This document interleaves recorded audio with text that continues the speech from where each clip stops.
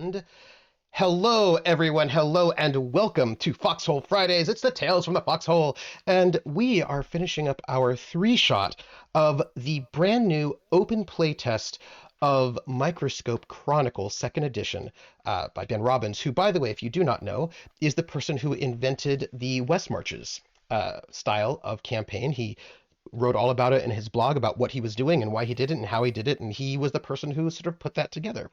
So, and also put together Microscope, a very influential RPG in that it did things in ways that many RPGs had not done yet, and it was like a big deal.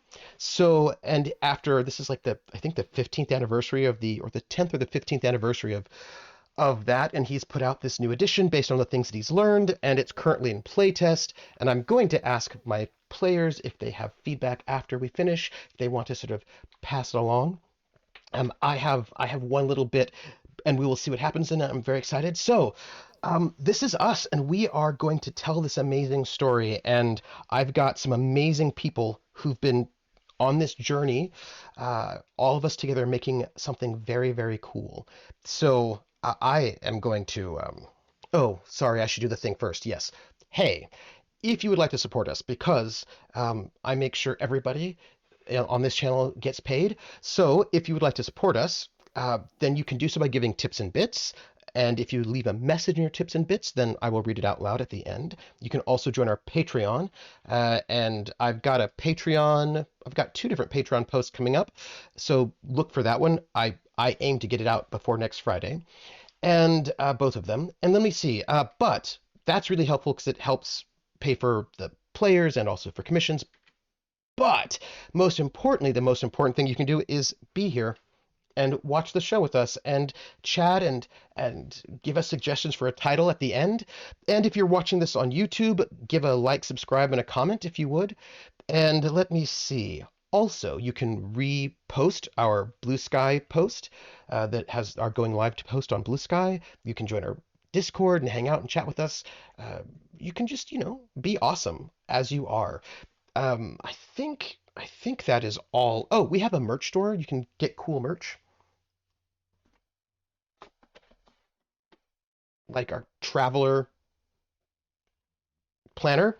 It goes from April 2005 to April 2006. But and you're like, but it's like September, almost October. Why is this useful? Here's why it's useful. Because it also is.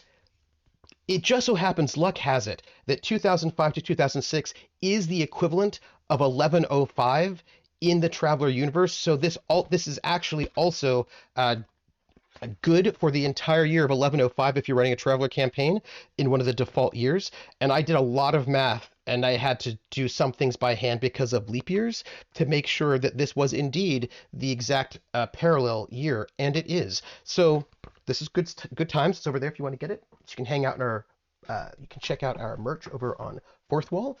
And I think that's all of it. So without further ado, I'm going to have my fellow players introduce themselves one at a time, and just say who you are, and say, oh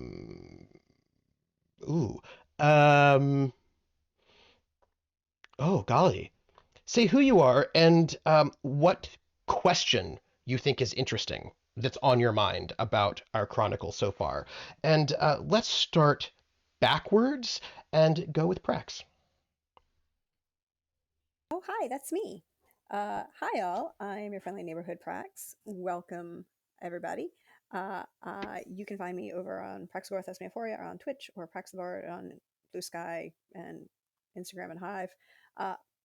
What am I questioning, excited, concerned about? I'm intrigued by how dark we're going to get before we turn to the light.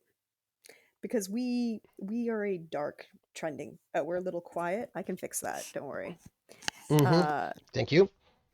We have been very dark recently, so let's see how dark we can go.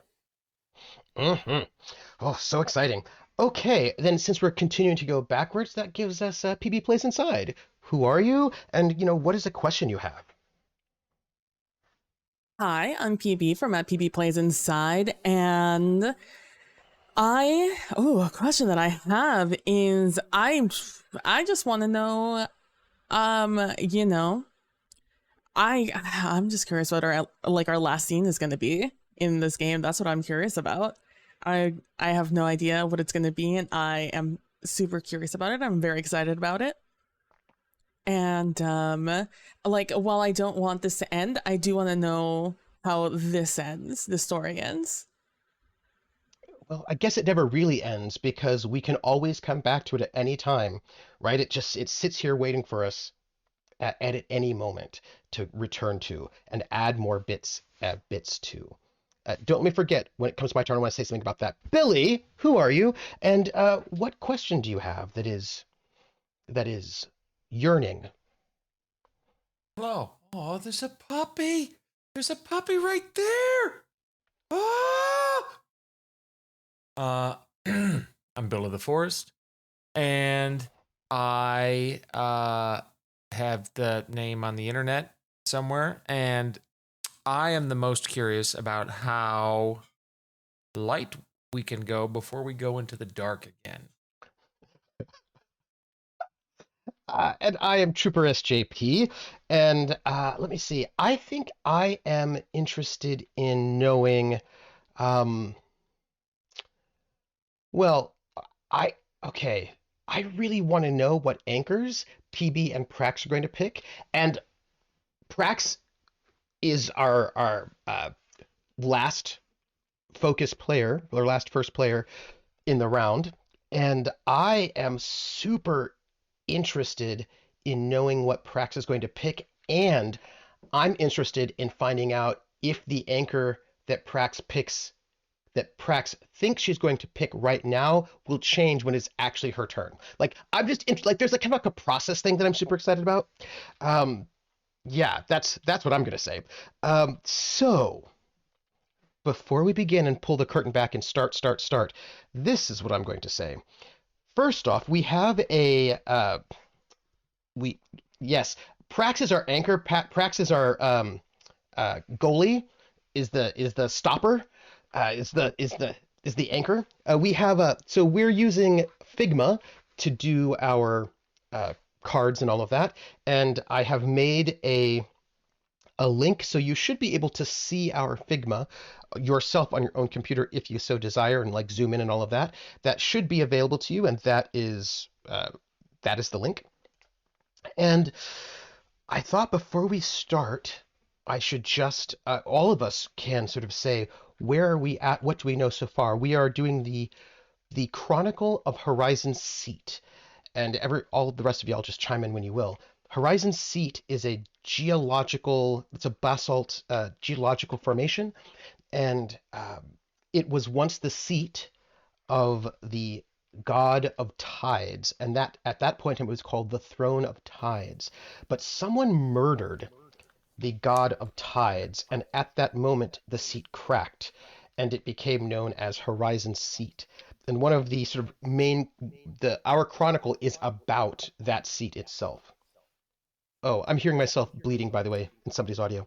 So that this our chronicle is about that seat, and the seat promises enlightenment in some way, but we don't exactly know how. It is something it has gone at some point it has gone floating as it travels around the world now, and it promises enlightenment to people. We don't exactly know what that means or how it means it. It's sort of like a mythic that if you can somehow get access to it, you can get some sort of enlightenment. We have known that people are using it to communicate, to hear the past, the future, to hear whispers. There's a lot of properties if you can get little pieces of it. Also, to travel, people use it to navigate this particular very strange sort of world. So it's used for navigation. It's used for apparently resurrection. It's used to get knowledge from the past and the future because they're like acoustical echoes. There's a lot of ways in which it does give information, but is that enlightenment? I don't know. I guess we'll find out. What else? Somebody else. Billy, add something to our recap of our story.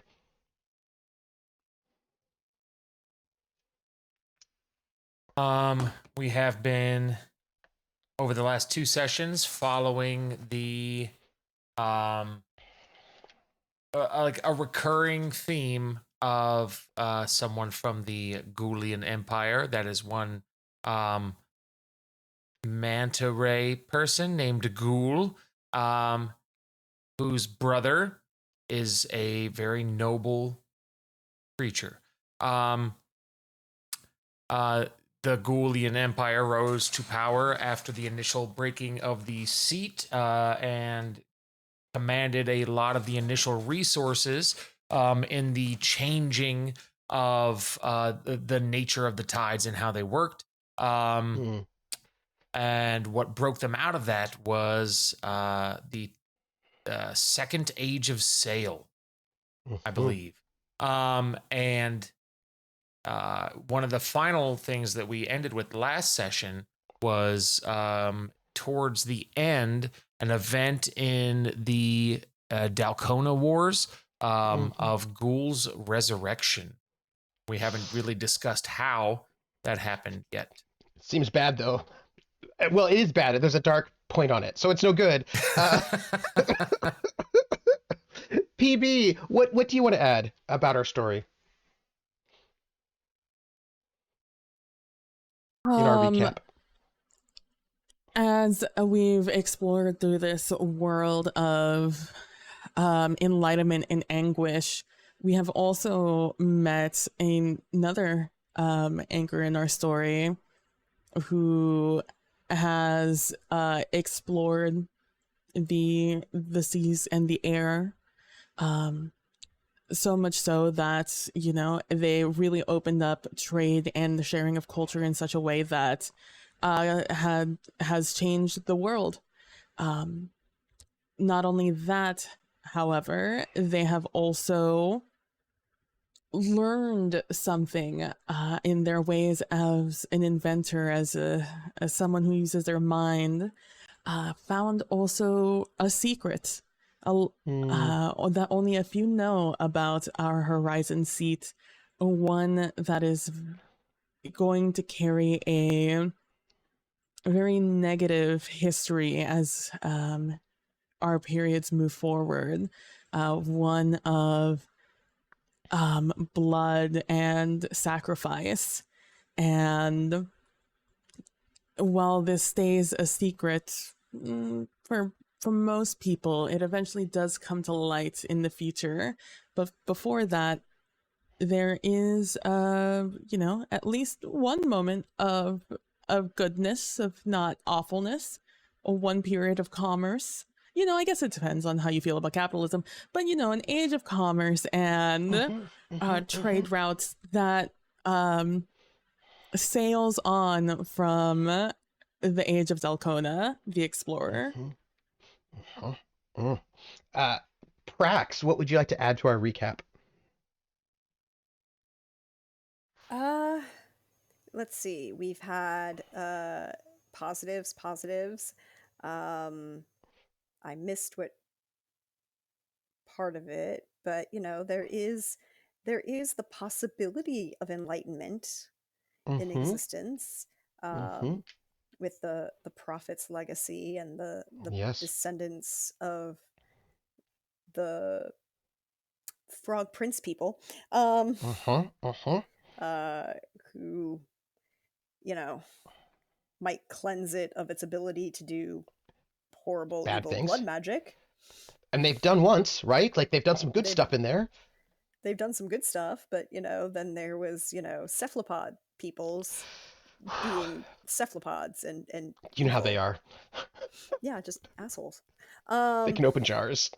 You know it's bad. They also are, like, fun fact, will antagonize and just punch fish just because they can.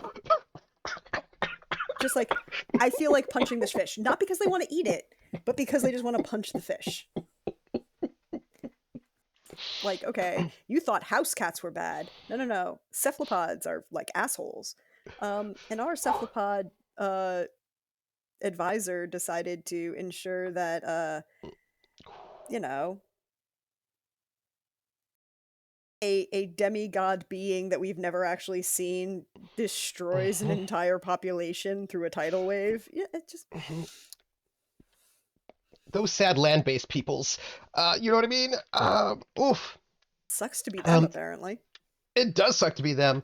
So one of the cool things about the game, as we wrap up, is that we start off, we create the world, we also create this palette of things we want and we don't want in the game. And it's not the same thing as safety tools. It's more about what kind of story we want to tell. And we have created this very cool palette, which includes our yeses, which are yes to several sentient sapient species evolved differently, yes to sea monsters, yes to land shifts with the land itself shifting with the tide, like there's less rigid physics and geology and like floating islands. Yes to gods exist with larger concerns, though they do impact sentience and are tied to the physical world. Yes to some sort of cyclical oral phenomenon which connects peoples, like winds carry sound, tide winds, shared cultures, sound carries on the seat, the voice of the gods. We have this whole idea that like in the transition between seasons, like sound carries in this kind of cool way. And yes to magic on the equinox of the tide. So we've decided that we have two seasons and they each last roughly around 10 years, high tide and low tide. And in that there's like a week or so transition between them, and that's when you actually get sort of more magic. Otherwise, we don't really have it. Yes to a belief in being able to gain metaphysical powers, enlightenment pathways. People believe it. What does that mean? We don't know yet. That we are yes to being in an age of mythicness, like heroes, artifacts. We're thinking like ancient Greece sort of style. Yes to two drastic decades-long seasons, one of scarcity, high tide, one of abundance, low tide. And we have like a massive moon. And we have a no palette, which is no to extraterrestrial beings, no to giant land masses, no to industrialization, right? So we're a land of sail, not of the internal combustion engine. No to individual magic, but like the supernatural is okay. No to traditional metal tools, no to common universal languages, and no to supernatural monsters on the lands. So that is our not oral Max Rider, aural phenomenon. So that is our palette, and the way this game works is that we go in rounds, and in these rounds we have uh, a first player, and that first player will pick an anchor, and the anchor is a person with whom we tell the story of Horizon Seat. And right now, our first player is going to be PB Plays Inside. Because PB is the first player, she can, she's going to pick an anchor that she wants to tell that we should all focus this round on. She can create a new anchor or pick one that already exists. And because she is the first player, she has an extra special bonus power, which is if she has an anchor, she wants to create an anchor for whom there is no period that would make sense. She can actually also create the period, so she can do two things if she needs to. And with all of that, I am going to pass it over to PB. Okay, and I will be exercising that power. But Ooh. first, our anchor. Oh, there's too much writing on that. I'll just grab another one instead of deleting. Uh-oh. Uh-oh. Uh-oh. Uh-oh. Uh-oh. What? It's fine. It's fine. It's fine. It's fine. I'm just gonna hit Control Z before anything Okay. bad happens. Okay. I started grabbing. A lot of lines suddenly popped up on my screen. And not the thing I was trying to grab, and I was scared. However, our anchor that I would like to add to our game is going to be the Princess Terrapin. Ooh. Princess Terrapin is not actually royalty. She actually is, it's a name that has carried forth from her days as a merchant, and is known throughout history now as a representative of her people, the Danite people, who are a species likened to turtles. They have their shells where in they have one on their head. One may have hair. And they also have what could be considered natural armor covering their torsos and their backs, although maybe not as cumbersome as we may know turtles. And the reason they are known now through history as we look back, is because they were in a coalition called the Coalition of Secrecy. Ooh, is that the period? Because you're creating a new period, is that correct? Yes.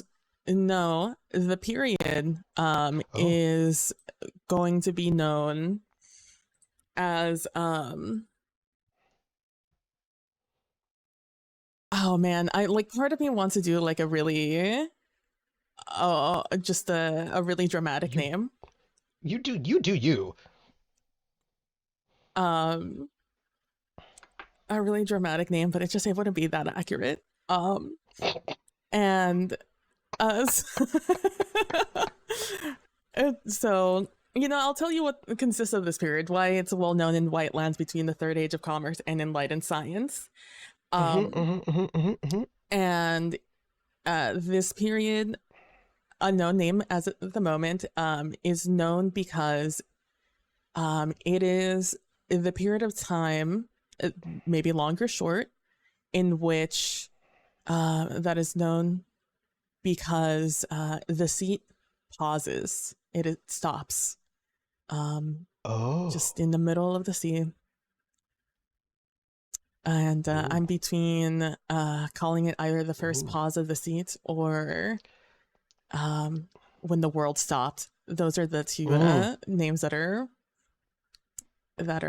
in my mind to name the period. If you guys have an opinion on that name, I would love to have it. I think the second one is like pretty epic. If epic is what you're going for.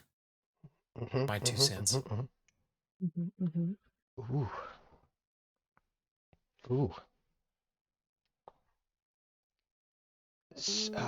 By the way, while PB is typing this, I remember that I did want to say something for you all who are out there in the audience. So if you will notice on the Figma board, some of the cards are wide and some of them are tall, and that was done on purpose because in the game itself, one is presuming that you're probably doing this in person with like actual index cards.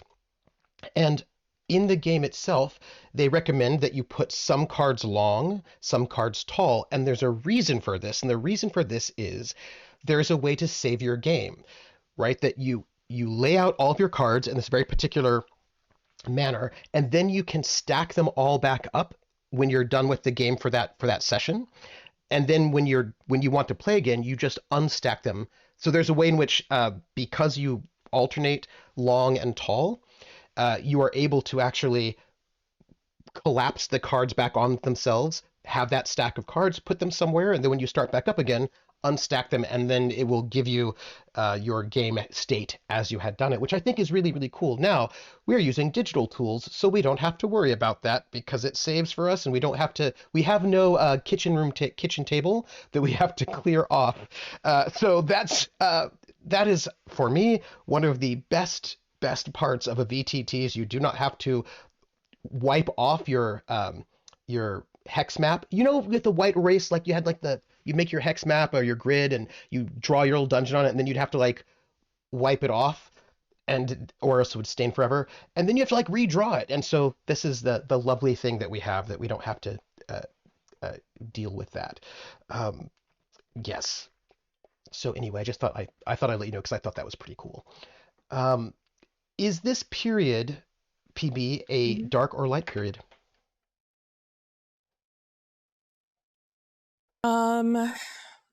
This is going to be a light period. Oh, yeah, that makes sense. But could you describe why? Because that's an important part of the process. It is a light period in the way that nothing terrible happens in it. It is a neutral period in which like, yeah, people freak out and stuff because obviously it's something to freak out, but like it kind of stops where normal people don't know where it is. Only those who have the I forget what we called it, the compass, the people who navigate with that are really the only ones who may know. Maybe they may be in, you know, a coalition of secrecy. I don't know, but it is a time of neutrality in like calm before the storm. Okay, is how I like to think about it. That's cool. So, as our first player, you may make a period, event, or scene about the anchor, Princess Terrapin.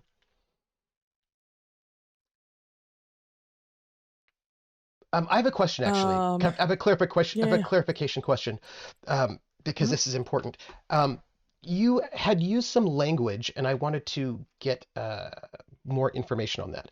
You sort of described Princess Terrapin as existing throughout history. So clearly there is an actual Princess Terrapin, but does that then become a title that is used for other people as well?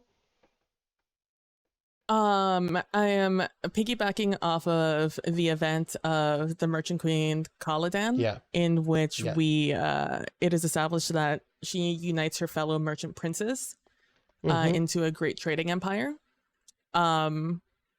And I simply thought that maybe there should be a princess that was associated also with the merchants.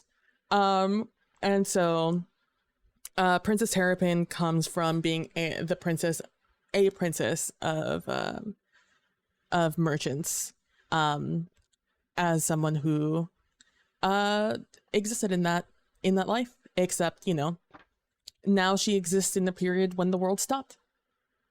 Perfect. Awesome. So, as first player, you may create a period, event, or scene that is in some way about Princess Terrapin. Do I make another one, or does the period that I made to put Princess Terrapin in count for my first turn? That does not count. That's a bonus, because if you you get that bonus extra period if you need it as first player. Gotcha. Okay. Well, I did not prepare for that. I will. Oh boy. Period, event, or scene. Event or scene. Okay. I will make an event that will be, just gonna yoink this, don't mind me. Called the event the first meeting. And this first meeting is when everything kind of comes to light in the future. I'm thinking about this, how we would name it, you know, because it is the history. When the Coalition of Secrecy all comes to light, and maybe, I don't know, some future scientific, you know, a moment of people learning something really traumatic. I don't know. In this first meeting, I think it will be, when representatives of several either peoples or nations, however they decide to, I guess I have to choose how they choose, of the different merchant nations, those who have found out about the seat stopping, and this is the first meeting of the, what do I call it? Coalition of Secrecy. And that's what it is. Yeah. Now we'll write that down. That is the event. What happens during the event? What happens during the event? Go ahead. And it says here, for make an event, describe the event, what happens during the event, if an anchor is involved, or any other relevant characters, tell us what their life is like now, and how old they are, and then give us light and dark. Oh, that's a lot of information. We're about to learn about Princess Terrapin. Princess Terrapin, her people, the Denite people, are also a long-lived people. However, not as long-lived as some the races out there. They several centuries is what they get to live. However, as they get older, a little bit of the lobster situation kind of arises. So they don't really leave their lands once they start getting older. So their heyday is, teen up until like late middle age. So Princess Terrapin is in probably what we would consider her like late 40s.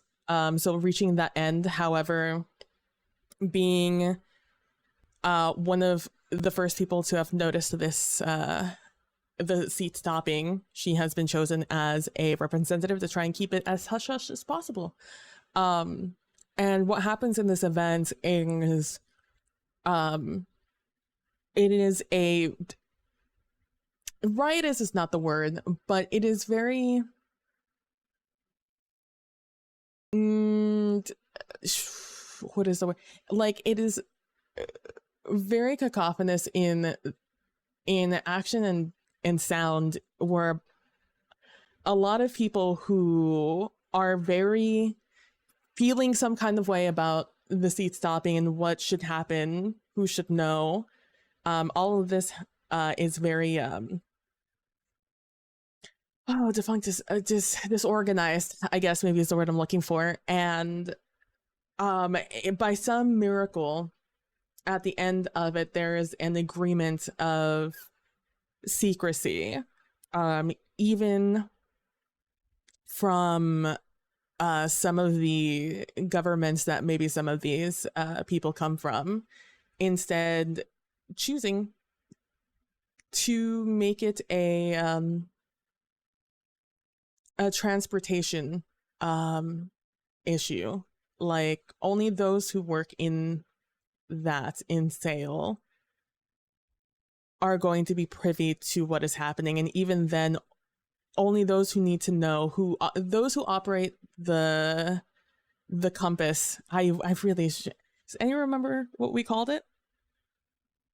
Because I just keep the seat stone.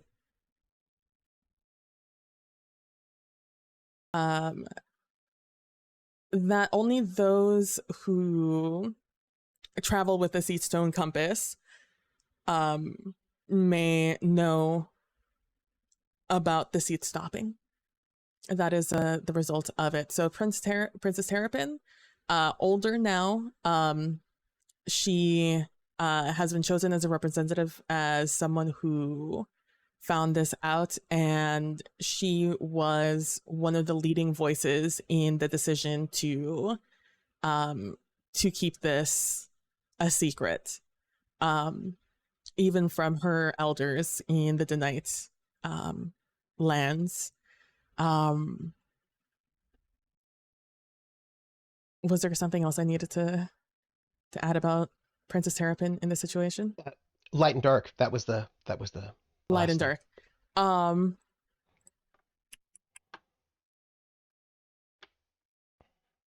gonna say dark. Ooh. Okay. I have a lot to write. I mean, it is a secret meeting of a cabal to control trade. That's true. That is true. Prax, you're up next. Please make a period, an event, or a scene that has something to do with Princess Terrapin. Ooh, I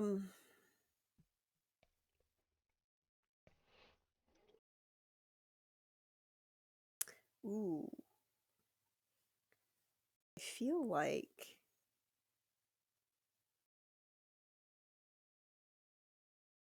it should be an event.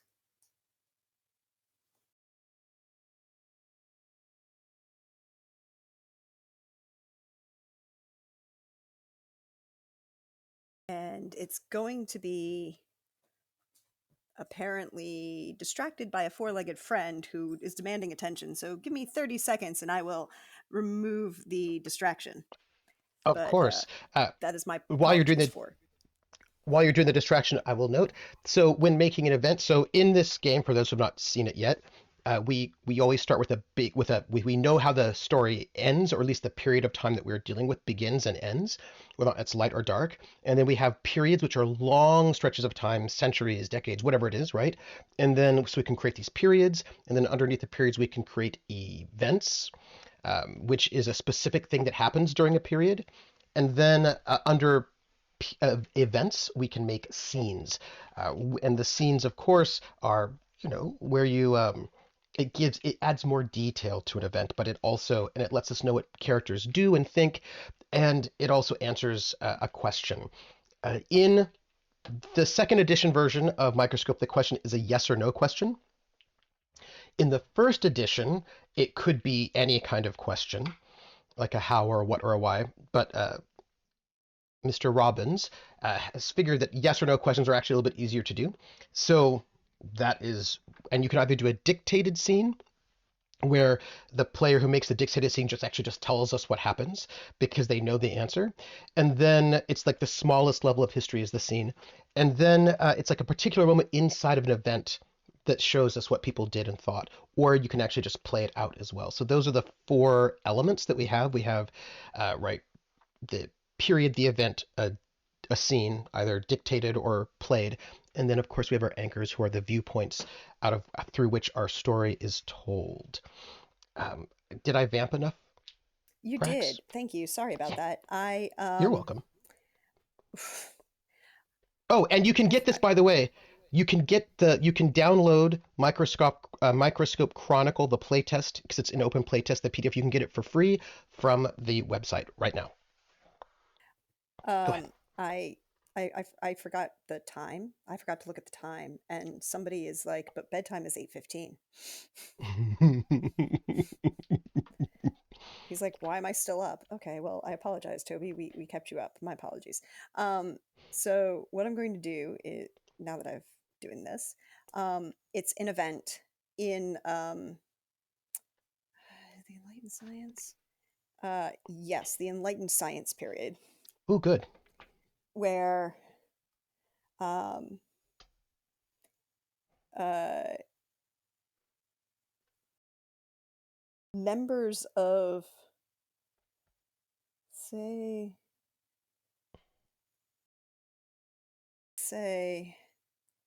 the the guild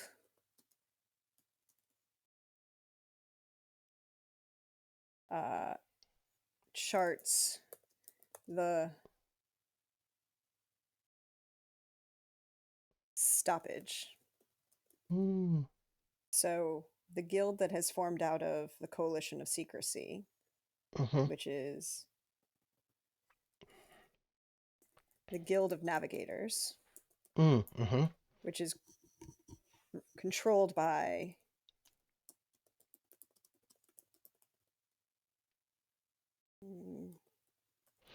the Coalition.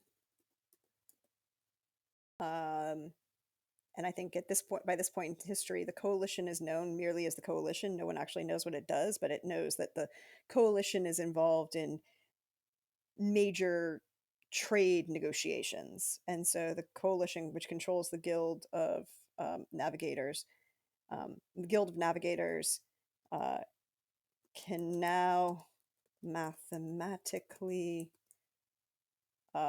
predict the points and duration of the seats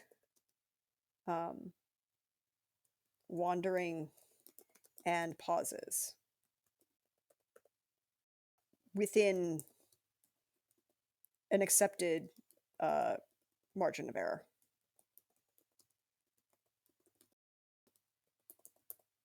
Right, so it's like they've now gained enough nautical charting abilities that they can actually chart the positions based on tidal shift and wind buffering, how far and how much the seat will drift within an accepted margin of error. Kind of like people chart buoys or use buoys as charts. And I will say that I think this is a light. Mm-hmm. Mm-hmm. Nope.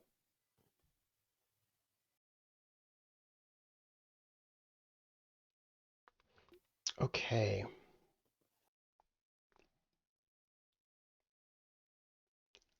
I am going to create.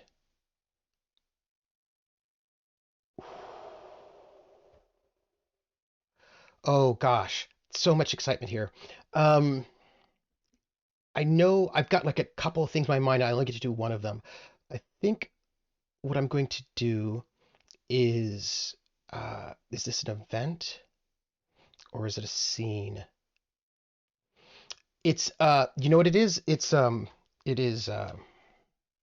is an event. And the event is going to take place in the when the world stopped period. And it's going to take place after the first meeting. And this event is called. Well, I don't have to make a name for it just yet, but I'll tell you what happens. So, um, it happens when Princess Terrapin is retired.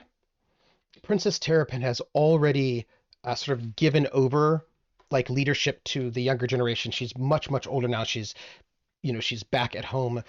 She's very influential and well beloved and is considered like wise and trustworthy. Like people have very positive feelings about her. Also probably because she has retired, so that like you know what I mean. Like your heroes can't become villains yet. But she's a person who's like considered quite wise and people sort of has a lot of influence, even though she's sort of stepped back. Um, and this event takes place at her estate, her floating villa. And what happens is that the um, I need a name. One of the prophets, and this prophet is called the wandering prophet, who's a descendant of Sodalane. And this wandering prophet comes to Princess Terrapin with a prophecy. And the prophecy is that there will emerge a new species, a species that is avian, but that will in some way within themselves unite the land, the sea, and the air. And that when this new species emerges, there will be a rebalance in the world that will bring us a new age of peace and prosperity for everyone, not just for one of the species. And it will fundamentally change everything. But the reason why the wandering prophet came here was to tell her that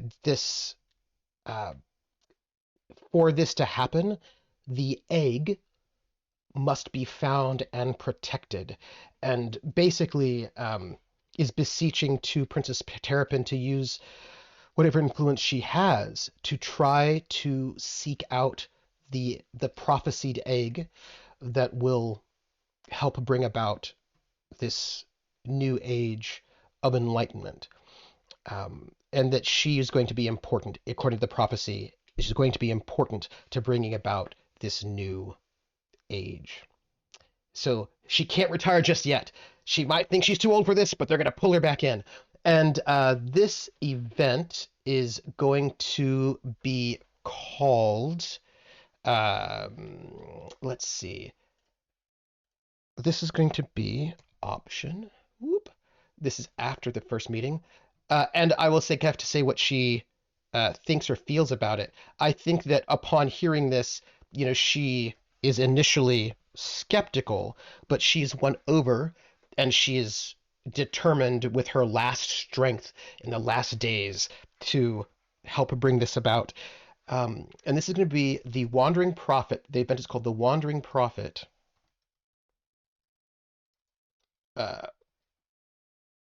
Reveals a prophecy to Princess Terrapin. And this is a light event. And the reason why it's a light event is because it brings forth the opportunity, the promise of something really, really positive, important. And this prophesied one is going to be really important for like all sorts of good things. And so we have a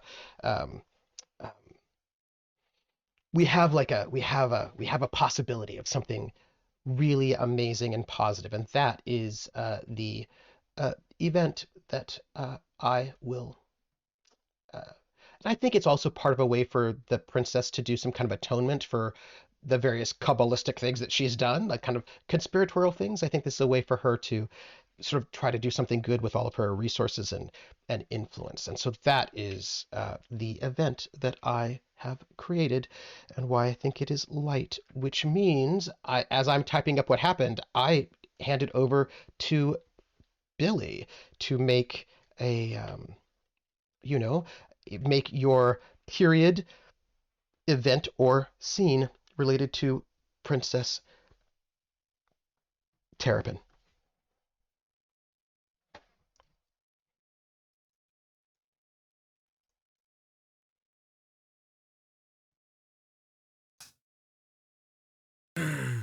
Event.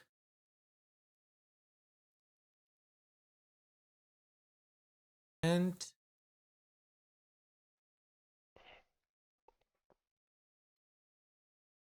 those guys over. This board got real Billy, I think big. you're muted.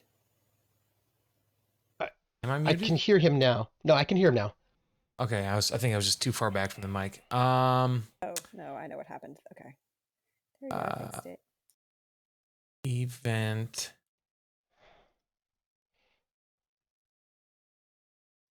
Okay.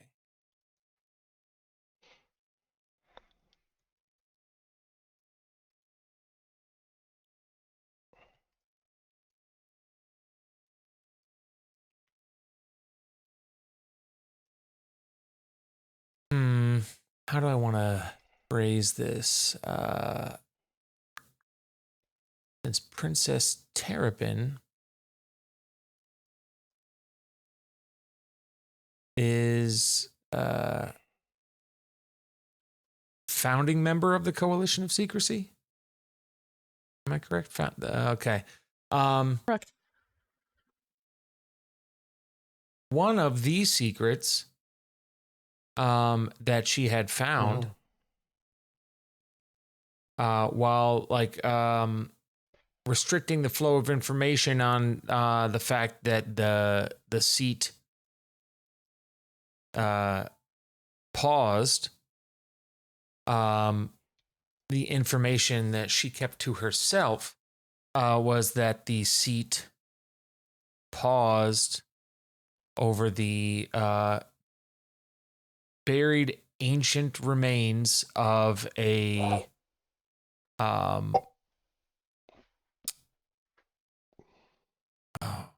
what do I want this to be? Because I was dead set on having it be one thing, but then another thing popped into my head just now, and I think that would be really cool. So an ancient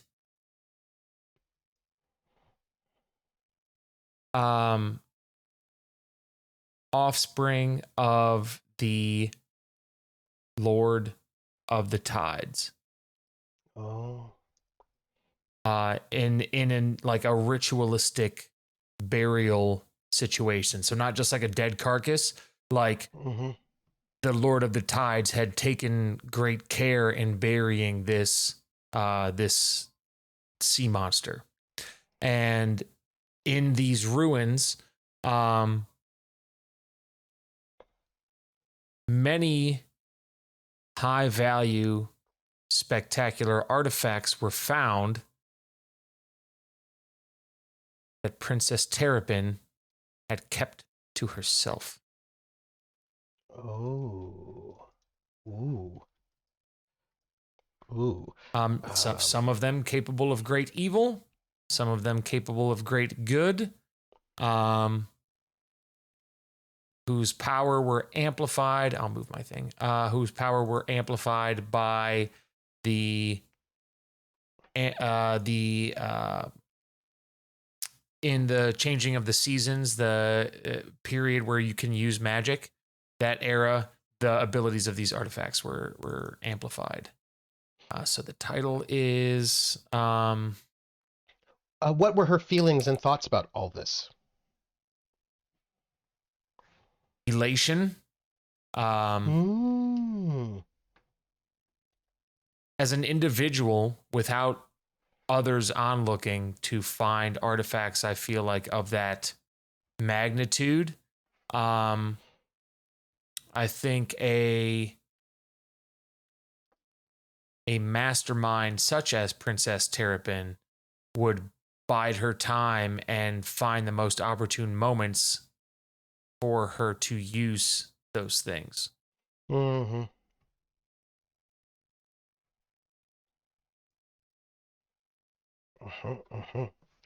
Light or dark?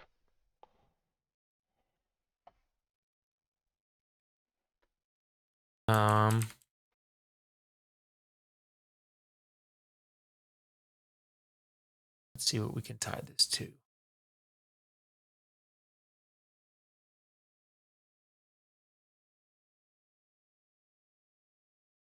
It is undoubtedly both, but just so I can make nope, not that one. I'm moving stuff. Oh no, I moved the whole thing. I moved the whole thing. I'm so sorry. You did. You moved the whole thing. That's okay. You just zoom back out. There it is. Whoop. There it is. Just it's right there hanging out. Okay. All right. I didn't have it on the hand. Okay. I recognize those are the lines that popped up when I started moving things. I recognize that. You're like, I see those lines. I think they're for the larger mats.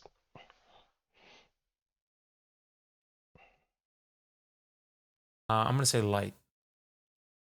That's my contribution And to why? the light side. Because some of the things that Princess Terrapin had discovered and used were used for great good. What those things were, I do not know.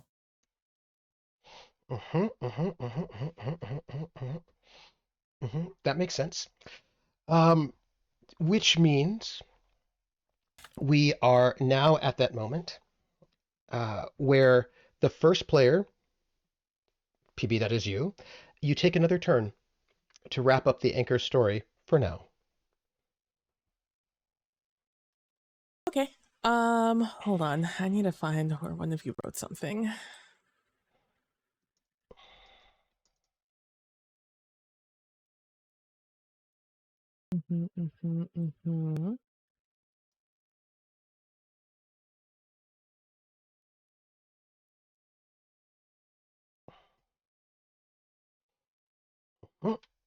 I'm just responding to Dow had this really interesting question about like a motif. With the examples of a leitmotif is something that they were thinking of, and I was just sort of pointing out that there's like a saying that like the Rosebud Sled in Citizen Kane, or the use of a color red in The Sixth Sense. And I would say that the use of the color red would be more like a motif. So like a motif is like an idea or a sound or this thing that sort of persists through, that usually tells you something about, right? It sort of gives you some kind of way to understand things, like oranges, right? In the Godfather series, or like the color red, things like that are kind of motifs. They're a bit more abstract, and they can be used and combined in different ways. I would say that the Rosebud Sled is less of a leitmotif because it doesn't and more like a it's more like a symbol, and it could even be an idée fixe. An idée fixe is something, and it's something that's an obsession, like that one thing. People are obsessed with that one thing. But a motif is something that sort of like has echoes and comes back. So they're slightly different. I think a symbol is a bit more specific, and a motif is a bit more recurring. But that's what I would say. But they're both like, yes, they're both important um, in terms of storytelling. Anyway, I'll pass it back over to PB. I was just vamping for you. Prax, what was the involvement of the princess in your event? It's less about her particular involvement and more about the coalition that she started now controls a guild of navigators, and the guild of navigators are the only ones who can actually use the seat stones, but now they can actually mathematically predict where the seat will be and not just rely upon the stones. So it's about the coalition that she founded more than perhaps her specific existence. Gotcha. Okay. Hold on. I need to go ahead and tweak it if we need to. No, that's totally legit, by the way. Because that they even say specifically in the FAQ, like legacies of are totally good for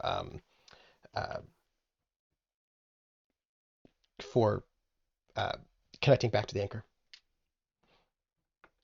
I'm noting. I'm going to zoom in so that we can all see what this is right now. What is that right there, PB? So that's a scene. It's a scene. That's what we're going to be doing. We're going to be doing a played scene because we all know I really love when we do that. I do too. And it's going to be inside. It's going to be right at the beginning of the guild charts to stoppage. Some may say, I don't know, maybe like really right at the beginning of that. And we're going to have to answer a yes or no question about what a person or a group of people does or thinks or something true about them. And the event that this is in is within the guild charts the stoppage. Is that correct? Yeah. It's going to be right at the beginning of that event. I see. Go on. Beginning with that, in the period of the enlightened science, and after when the world stopped, and the wandering prophet, and the discovery, and something about an egg. And so the question, the yes or no question, is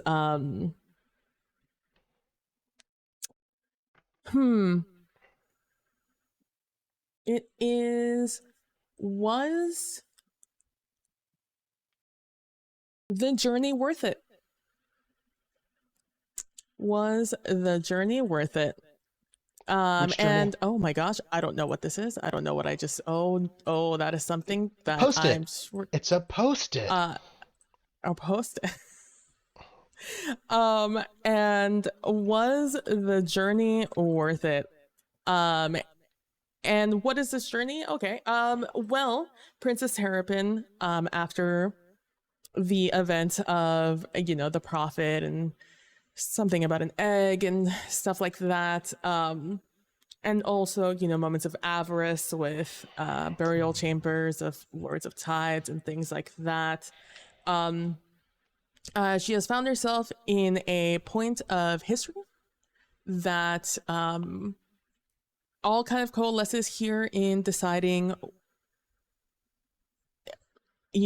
what's going to happen now that we can mathematically predict points and duration of the seat's wandering to an accepted margin of error. What does that mean for her history? And so at a meeting of this, when it is brought up, the Guild of Navigators is something that as a well-respected person, her in this domain, and as she was recently active, she has been traveling recently, they brought her in as a great mind to help them not only discover this, but also make a decision as to what's going to happen. However, again, this is in her older age, and as established before, when those of the night people get older, they're not as spry as they used to be. Their bodies begin to sort of outgrow their long possessed a natural armor, and that just causes them to be a little bit slower and not as healthy as they used to be. And so she makes this grand journey to for her at this point, a grand journey to this Guild of Navigators and to this meeting where it is to decide, once again, just like in her past in the Coalition of Secrecy, once again, a decision must be made. And the scene is the assassination of Princess Terrapin. Was the journey worth it? The journey of her life?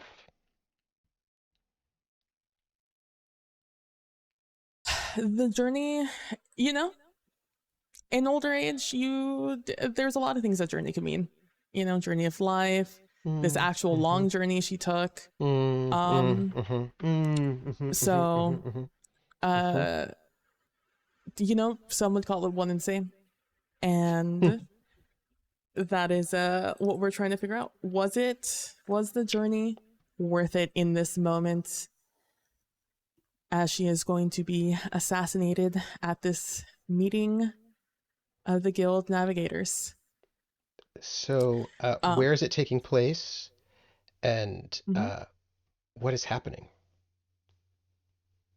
So at this meeting, where they have made this discovery, the Eurekas has happened, and the greatest mind has been brought in to consult on these decisions that are now to be made, now that this great knowledge is to be had. She has wisdom, even things that the guild does not know of. Something about an egg and a long buried demigod. And so it takes place in a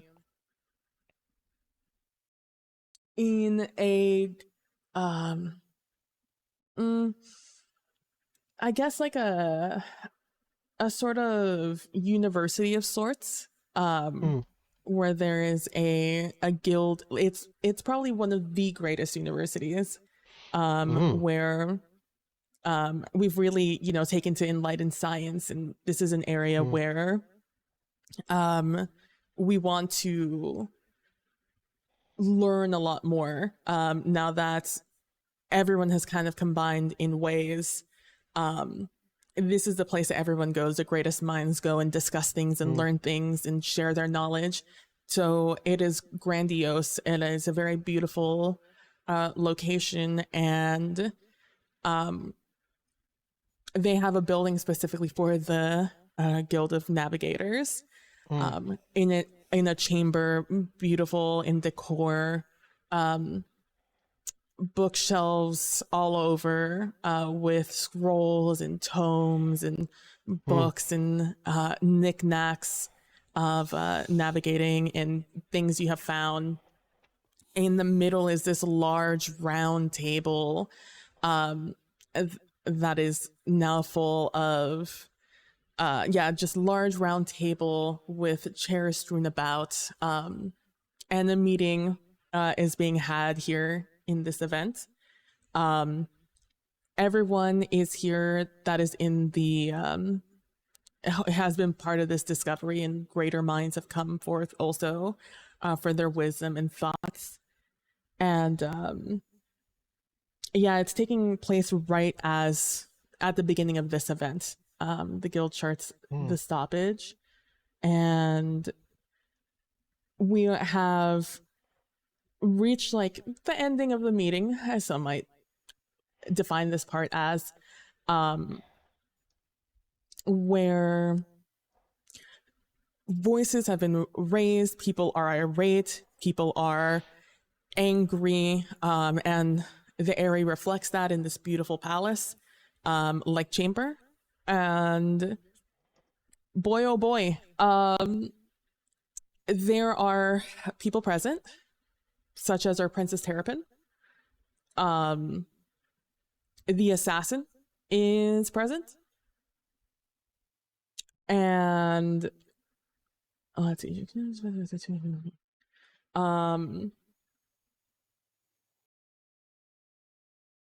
Let's see, it's just 2, right? That I need to define?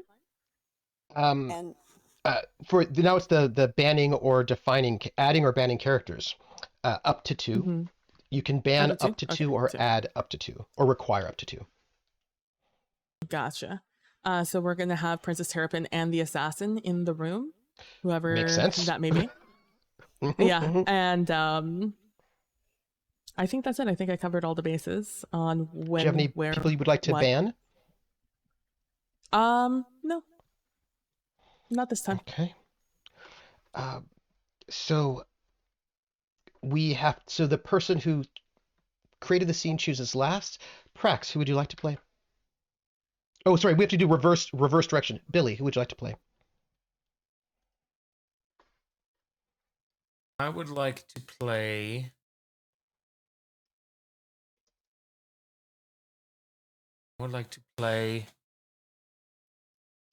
Shadowy Merchant Prince. Oh. By the name of Lesnick, who is an eel person.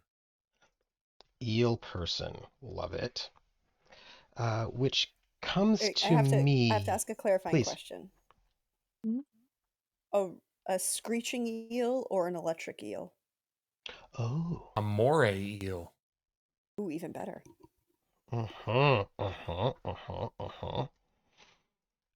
I am up next, and I am going to. There are 2 options for characters that you can play, and I would like to pick one of them because we haven't done them yet. One is you can play as a memory or as time itself, and I would like to play as a memory. Someone from another character's another character's past, and I can inject memories of things said and did.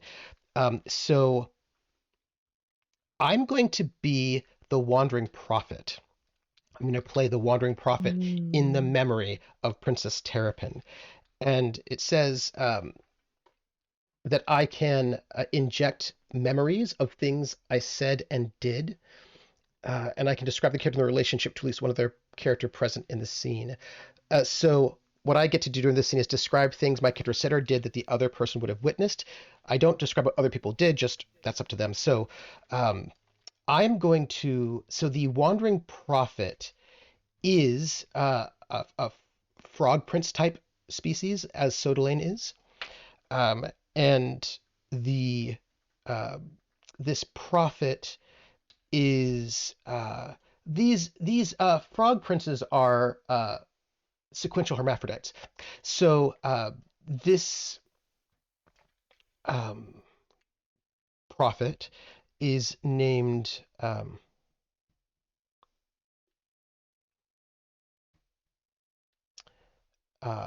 Sula, the wandering prophet, and they at this moment are young, because that's how old they were when they first met Princess Terrapin. Young, because they're wandering. They're in their journeyman phase where they travel before they come back to rest at the seat. Young, idealistic, dashing, full of hope, dreams, and ideas, passionate, in a cloak, because when they arrived at Princess Terrapin's floating palace, they were cloaked because it was a bit of a secret meeting. Sort of a little bit mysterious, but they are. This is the memory of them, of Sula, the wandering prophet. Prax. There must be an assassin and also Princess Terrapin. Wait, isn't it PB and then me? No, PB. Yeah, isn't it PB then PB's me? last. Okay. PB's last because we're going backwards. Oh, sorry, that's right. If it's okay with you, PB, I'm going to stick on my villain arc. Absolutely. Please do. And I feel like that could go both ways with you. It's so true. yeah. But in this case it's going to be the assassin.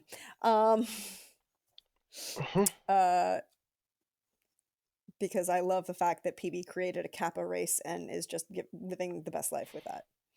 You give us a Kappa and you get to have all the Kappa fun. But I think we're going to have some fun with this, and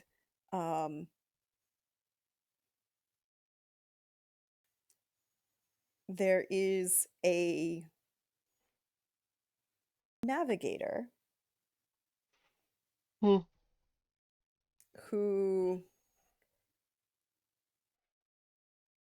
is of an indeterminate age and is in a slightly ostentatious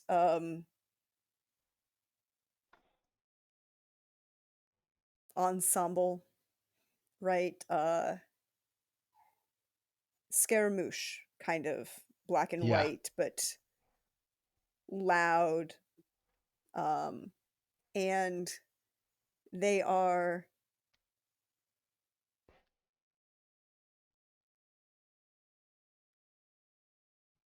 craggly looking, slightly appearing slightly stony.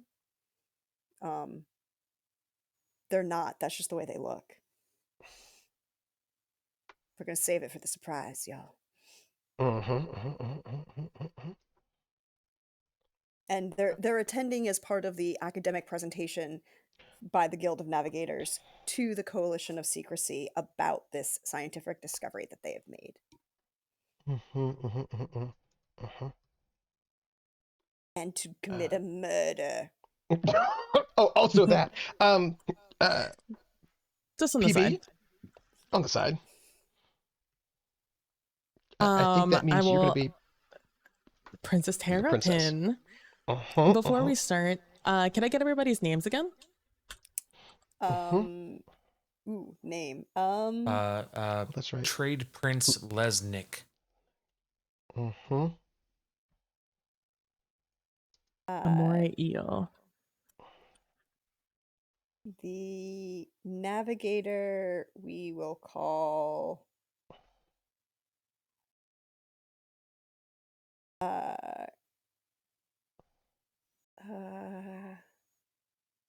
what sort of species is the navigator?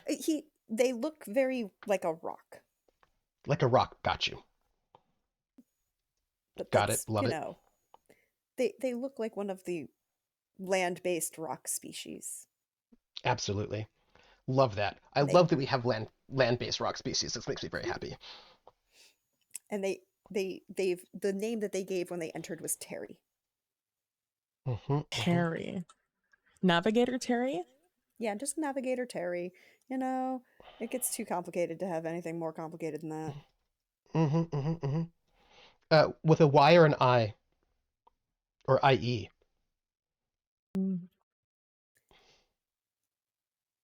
Tarrry. Love it. Love it. And I will be the memory of wandering prophet Sula. One L or two? One L. Like our original prophet has one L. All right. So we wait, I'm sorry. I do have to honor Billy though.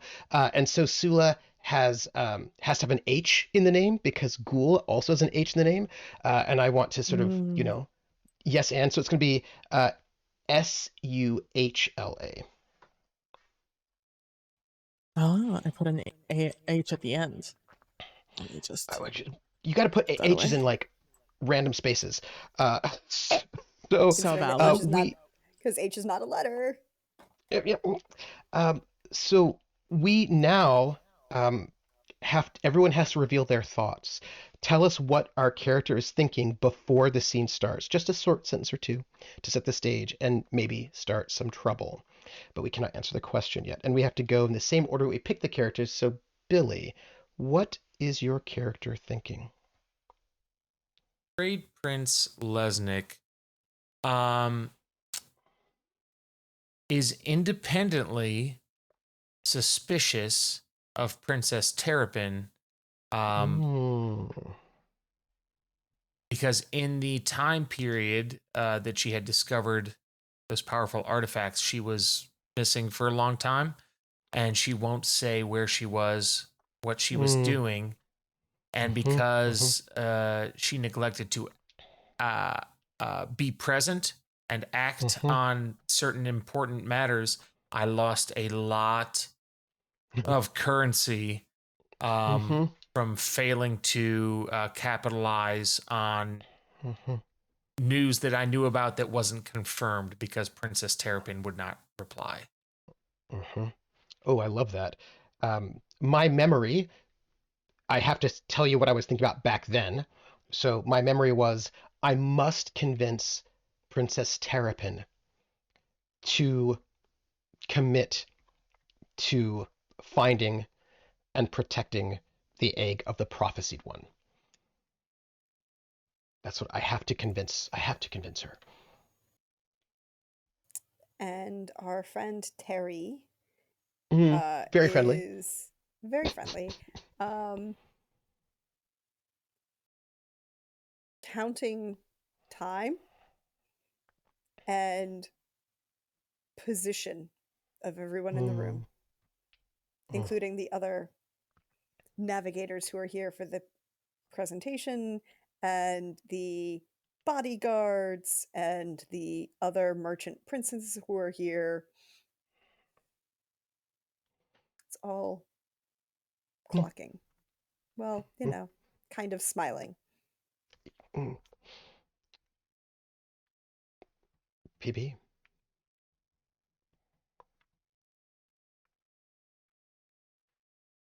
Sorry, it wouldn't unmute.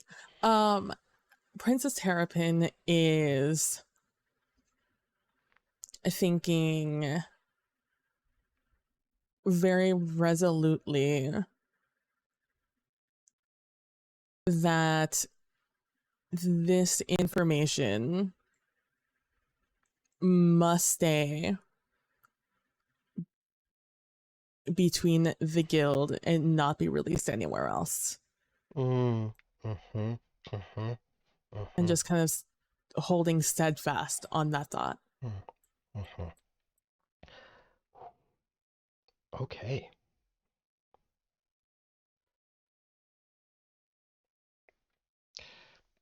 I will just kick us off as like a random NPC, like one of the like conveners being like, and this concludes our presentation. We now leave it to the floor to discuss our, well, the implications of our discovery.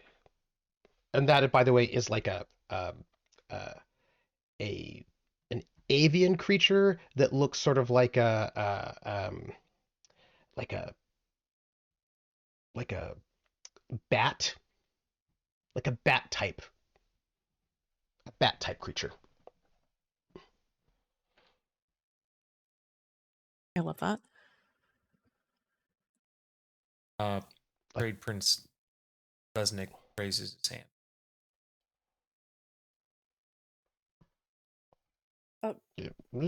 Sir, how can we answer any relevant questions for you?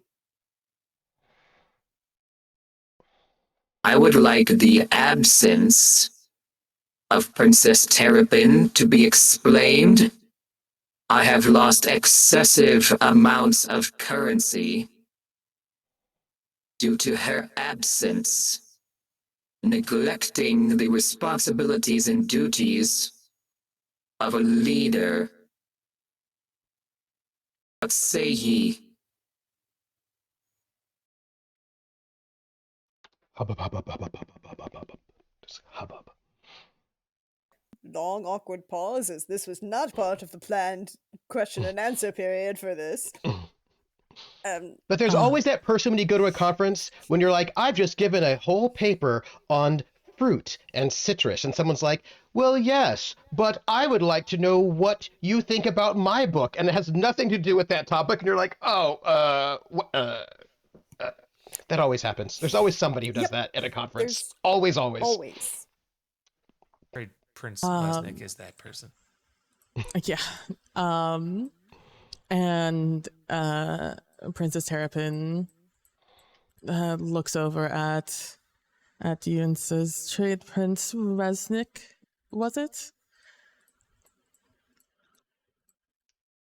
Lesnick.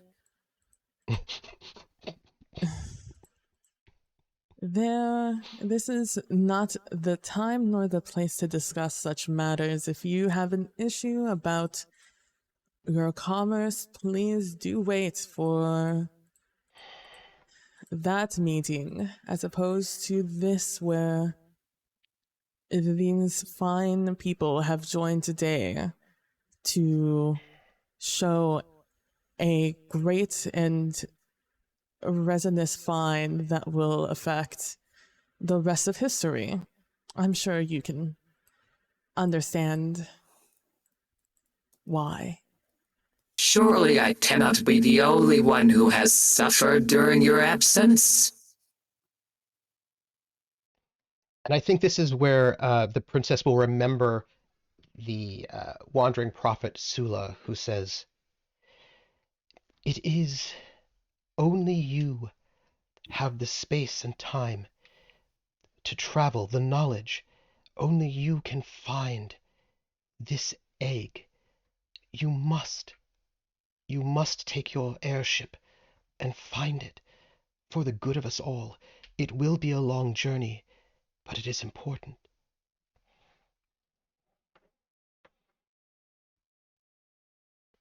Well, And go ahead. no, I think Terry goes to start to change the subject and notices Terrapin start to speak. It's like, nope, I'm gonna slide out of here. And I will once again, and this time I'm not looking at you, I am addressing the room. If there is any discussion from anyone who would desire to know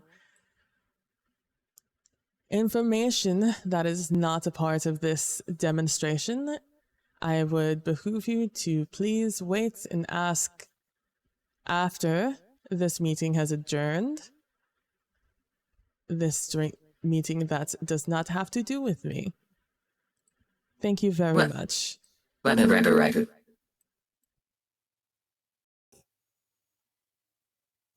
And Trade Prince Lesnick looks very frustrated and displeased. And instead of crossing his arms, he eels himself into like a figure 8 and squeezes really hard instead of crossing his. Oh, like Hiss in the Sir Hiss in Robin Hood, the Disney animated Robin Hood, when he's sulking in the basket. I remember. I want to say yeah. I'm gonna wing it and say yeah. The snake friend for Prince John, and he's skulking in the basket, and he like folds his body so it looks like he's folded his arms. That's exactly what my intention is. I think one of Princess Terrapin's, because Princess Terrapin clearly has guards, bodyguards, and I think one of Princess Terrapin's bodyguards shifts herself to stand in to be closer, right? Shifts to be closer because it looks like Lesnick is a threat, and so just sort of subtly shifts to put herself in a position to protect the princess from Lesnick. Moving out of position if there were other people, but I mean, right now Lesnick is the aggressive one, so Mm-hmm. So in that case, I direct the assembled coalition to address themselves to page 43 of the handout. We have given you a breakdown of all of the expected expenditures in shifting this mathematical equation onto various navigational boards, as well as the expected benefits. And they begin to move to the various members of the coalition who are standing around, seated, like I'm picturing like a big, a classic academic conference, and the presenting, not a conference where you're presenting to a large room of people, but we're a conference where you're presenting to the panel, and the panel is seated, and maybe there are 10 members of the coalition here. I think there are like 2 people who didn't show up because they just aren't considered important enough, and so they didn't make their journey, or they weren't invited. Whatever. I'm sure that had no reason whatsoever. And it just starts going from one end, handing out pieces of paper, and then I figure, where is Princess Terrapin seated in this panel?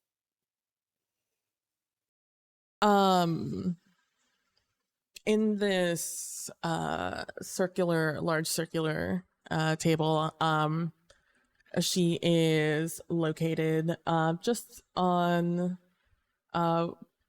we'll say the left side, opposite of where the trade prince is, and probably closer to some older members of the guild.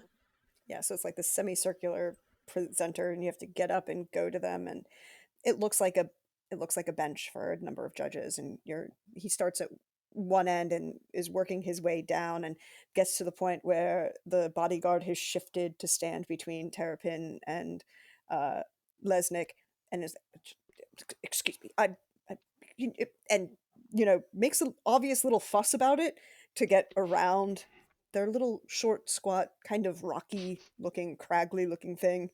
There's a little hitch in their movements, and they get around and they start handing out. They go, oh, my apologies, Madam Terrapin, hold please. I need to get them more accurate. And there's And the princess and the memory of the wandering prophet says, Princess Terrapin, will you undertake this very important mission? Will you? For all of us. I need to answer during these memories, or are they just in my head? It's a memory. You can do what you want with it. You can tell us what you think.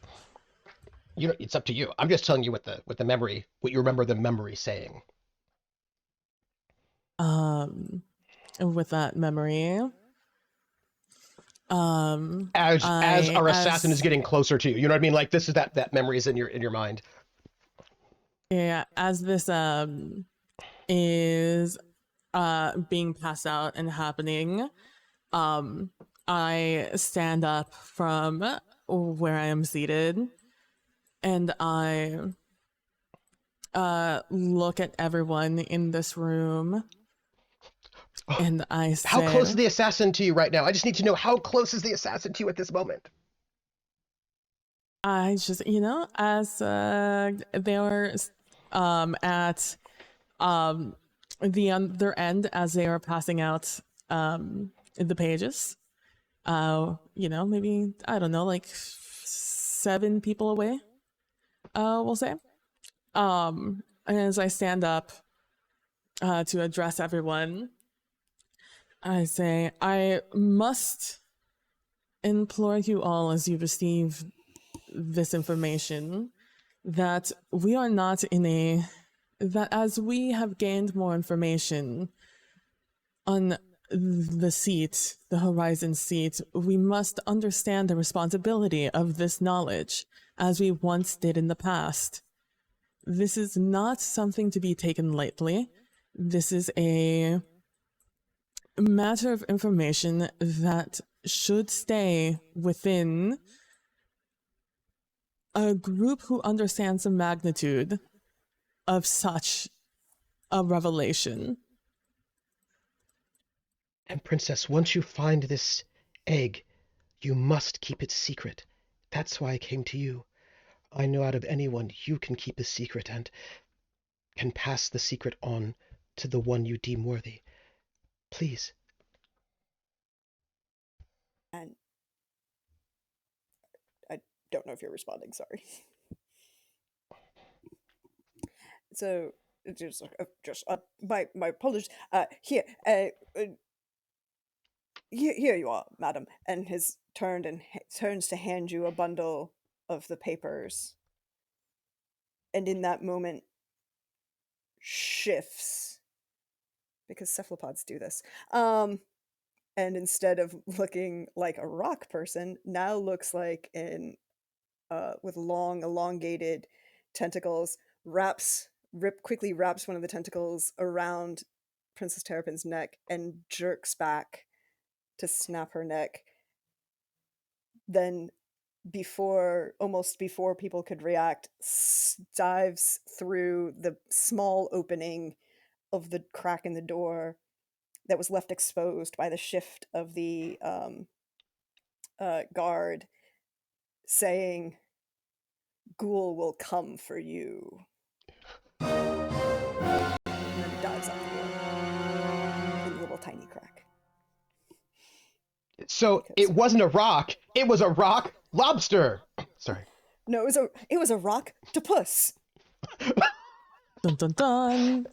I imagine there's chaos. The camera shifts back to, like, I think this is the classic moment of, like, the assassin dives through the little crack in the door, and shifts their space, and this river going out, and a number of people are rushing to Princess Terrapin, but the camera pans to Merchant Prince Lesnick, who was pouting before.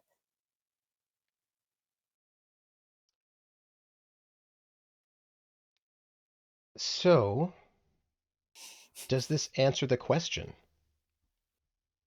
I think we have to give that to the princess. Am I unmuted? I am. In my dying moments, there's a few things that have occurred between the yoinking and and my dying moment. As I have been yoinked backwards, once again, Princess Terrapin, in her older age, is no longer able to move as she once was. But that does not mean that she is not just as sharp as she always has been. She was the princess of, a merchant group prior to this, and that is not that's not an easy job to have. A lot of things happen in that. So while she may not be fast enough to prevent anything from happening to her, that does not mean she prevented anything from happening. And so as this cephalopod runs away, adrenaline really pumping through their veins, it will take a few steps outside before they realize I'll let you make that decision, and that they have been, in them yoinking me backwards, they drove a sharp, we'll say a metal that we unrecognizable to those in the chamber, clatters to the ground and zooms back over to the cephalopod character, and we notice that they are bleeding from someplace as they effectively salve themselves in their assassination of me. And as that clatters to the ground, I also clatter to the ground. And in these last moments, as people are moving to see what's happening, I'm reaching for the closest person to me in an attempt to speak and say, who is it? Who's the closest person? It must be kept a secret you cannot. You get, and it's hard to speak due to the matter of this assassination. You must, wait, keep it up. Don't let them. And in that last moment, I think one final memory comes into their mind of this time from my perspective, looking back at the prophet. And I am but an old traveler now. I surely can't be much used to now anyone, let alone of something of such importance. Why The would you memory choose says, me? "It was not I. It was the seat itself that chose you." So says the prophecy. And there's a pan as I also pan over to the other side in desperation, was trying to convey these last words before the darkness takes me. In whoever, I can't really even see who Is it this is Lesnick? because what Is it Lesnick? I see is a memory. Yeah. It might be Lesnick. It's All I Lesnick, I see know it. is the face of a memory. As I look over and I see the skeleton at the base of the great treasures I found, of a smile just full of greed, and then I move over and I look over once again to whoever is trying to do aquatic CPR on me, and I am looking and I see them, and I have a final memory and thought, an image of an egg nestled away in a place that no one will find it until the time has come. And while this page floats down, page 45, I think it was, with the information of the plan to share this knowledge to all who may ask, of where the seat is at any given moment. She thinks that no one will know my legacy, but that's okay. Oh.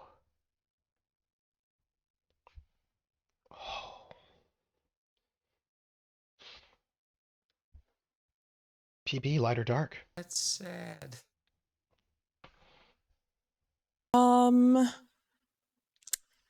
For history, I'm gonna say light. That makes sense to me. Wow. So, reverse order. Billy, you are, for the final bit of the round, you are our free roam person. You can do, you can make a period, event, dictated scene, or anchor anywhere in the history. And it doesn't have to be related to Princess Terrapin, anything you want. You are our free roam.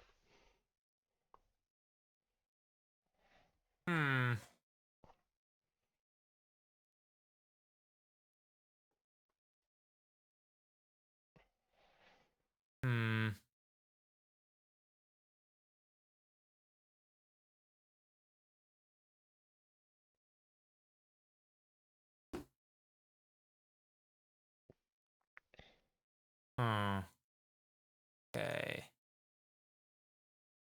Oh, by the way, so just officially, is the answer to the question, was the journey worth it? Is that a yes? Yes. Okay. Yes. The answer to the Just to be question is official. yes. Mm-hmm. I thought Okay, so I'm making an anchor. Oh, okay. Trade Prince Lesnick. Nice. Nice. I imagine in the same period. Is that correct? In the Enlightened science period. But this doesn't have to be like Oh. when he was born, right? But like the point of the story in which we Yeah. see through his lens. Yeah, that's right. Yeah. Trade Prince Lesnick, Mm-hmm. after witnessing brutal assassination, Mm-hmm. invests in inquiries. Well, that's an event rather than an anchor. Yes. Okay. Because the anchor is just shoot, who that person is. You could do either then one. then I'll say Trade Prince Lesnick as an anchor because I feel like he's capable of going in a lot of different directions after this scene because there are things that we do not know. Yeah. Then you have to describe him. A shrewd but thorough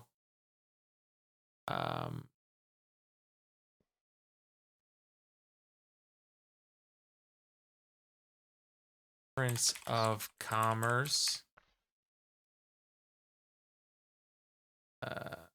moray heel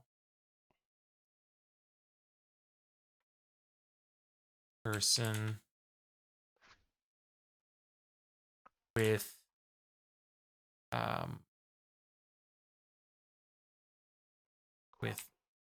vast underground connections. Oh, I love it. Okay. And then he should go above the enlightened science. And my friends, this is when we, having finished this round, the round of Princess Terrapin as the anchor, we are going to take a 10-minute break.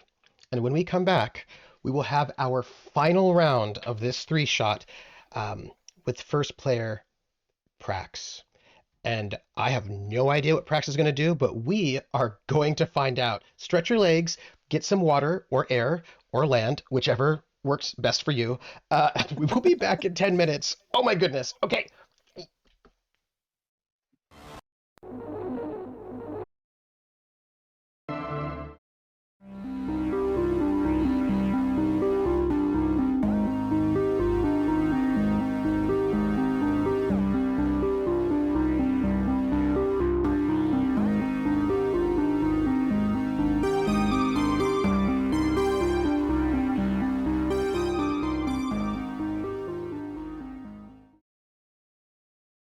And hello, everyone. Hello, and welcome back to the second half of our final session of this 3-shot of the Chronicle of Horizon seat, our Microscope Chronicle second edition open play test extravaganza. And we have had 3 rounds so far in our run, in addition to our setup. And now we have our final round of this moment. We are passing the first player seat to our anchor, Prax. Yeah, sorry about that. Sorry about that, everybody. No need to apologize. No, but I feel bad because it's been a day of technical difficulties that were all on me. Oh, I wouldn't worry about it so much. Dearest Prax of all the Praxes, as our first player, you get to pick an existing anchor or make a new one. And if the new anchor you create does not have a period, you can create a period within which to house them. Please, take it away. So I am actually going to pick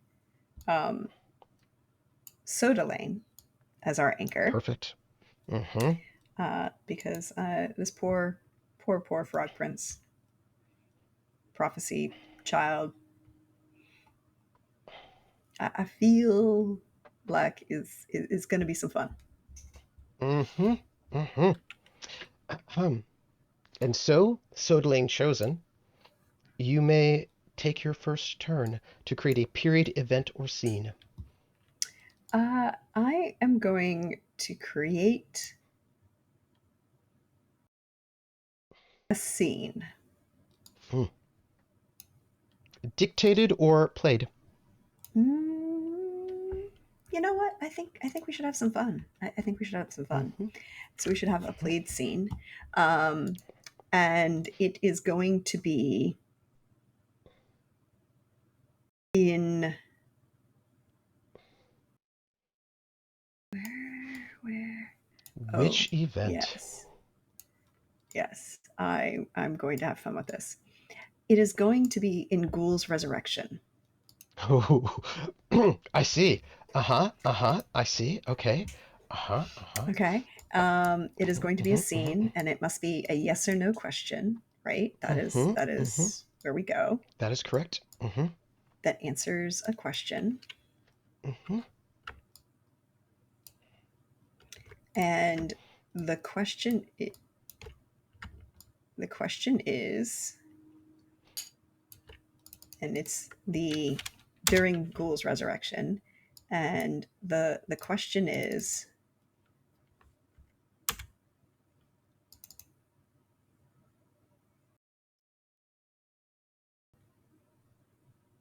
do the gods favor Ghoul? Oh. And I'm gonna come up with a better name. Well, I should move the question down here. Gods plural.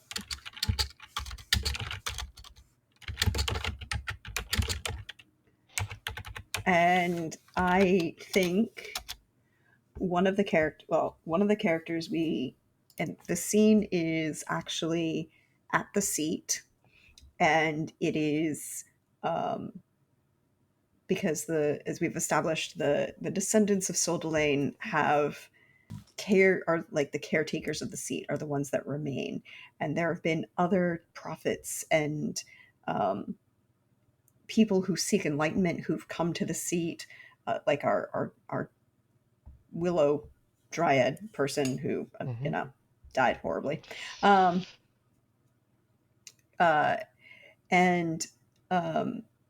but it's these amphibians for whom the seat constantly provides, the gods constantly provide a voice, and those who can walk on both land and sea and can on occasion transport through the air, these transitional amphibian species, and these children of Sodeline, who provide the guidance for this seat. And I think it's at the seat itself, and a storm has arisen, and in between the lightning strikes, we see Ghoul returning to this point of his both power and loss of power, and control and loss of control. And I think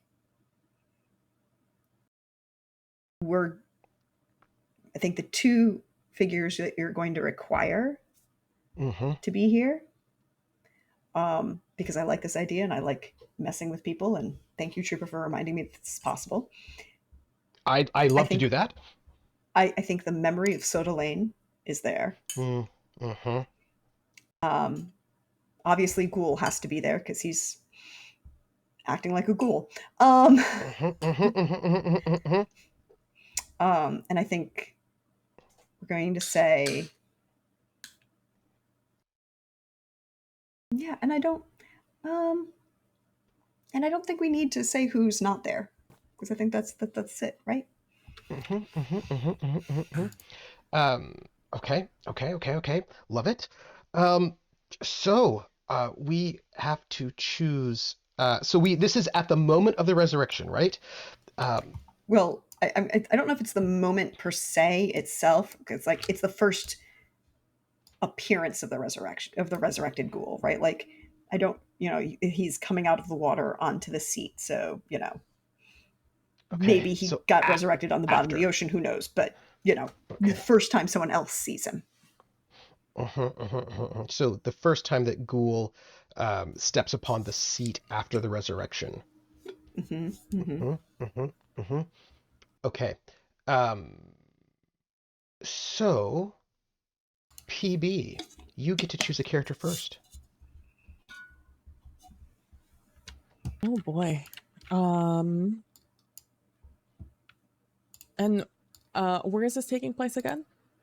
At the seat, at the horizon seat.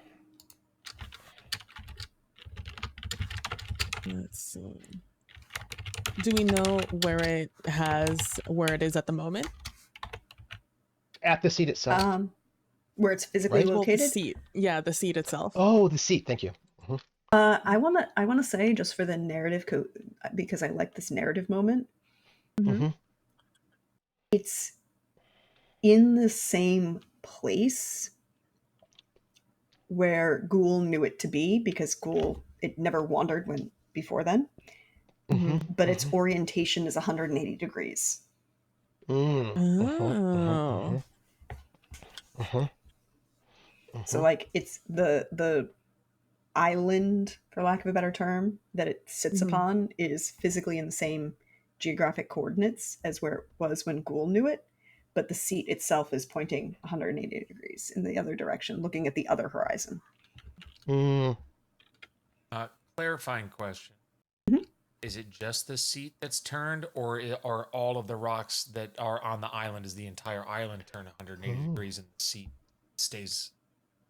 I think it's the whole island is rotated 180 degrees, right? Like, because it's all grown out of the basalt pillars, and so it's like the whole island mass is turned. Okay. I would like to be one of the cultists that arranged for this resurrection.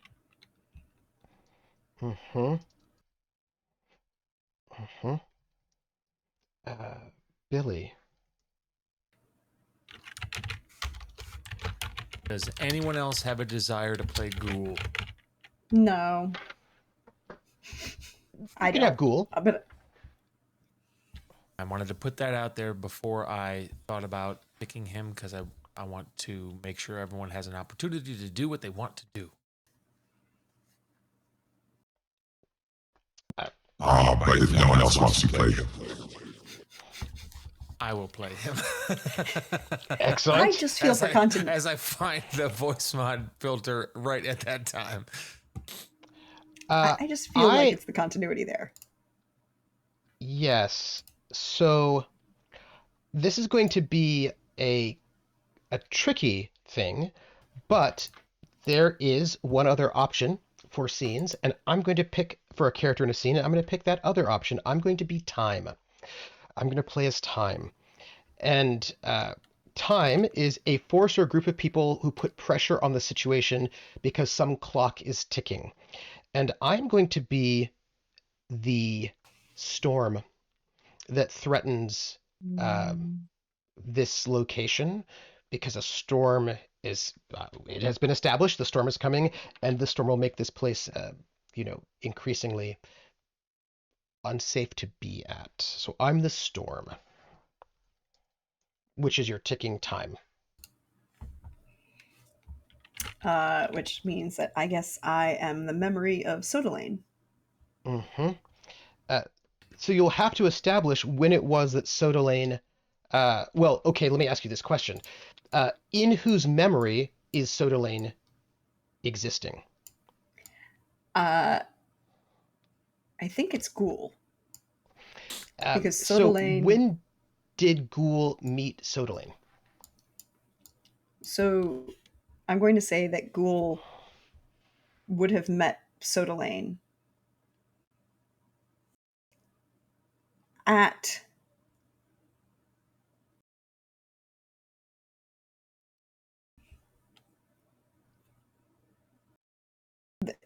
the like the first like the pilgrimage, right? Even before the bloodletting,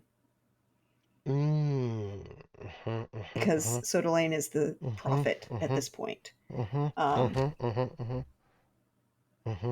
And I think Ooh, that's really good. that's when That's really good.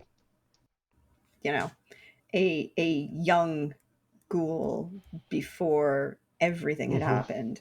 Sodalane is the indeterminate age, 6 foot tall amphibian who is the second prophet and the guardian of the seat the first time so ghoul pilgrims to the seat before the bloodletting. Oh my goodness. Okay, that's very exciting. So everyone reveals their thoughts about what they're thinking right before the scene starts. Um, PB.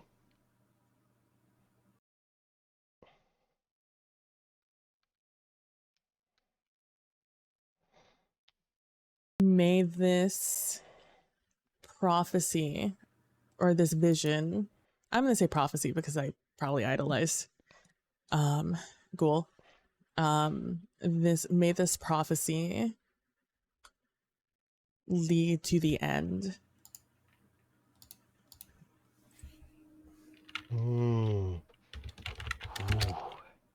Billy, what is Ghoul thinking at this moment when they step back think I'm upon alive at this Horizon moment? Seat? No, you are. I mean, You're you stepping are. right onto the. Oh, okay. You're So stepping.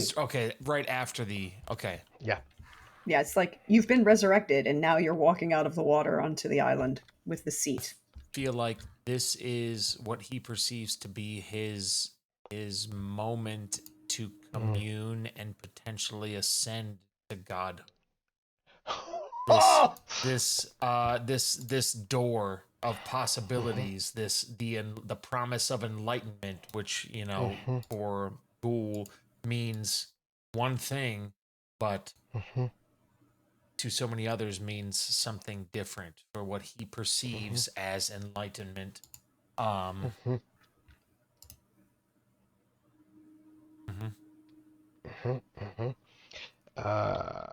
I do not have thoughts because I'm the storm. I just pressure people. Just pressure people. You're thinking lightning thought, electricity, bang, bang.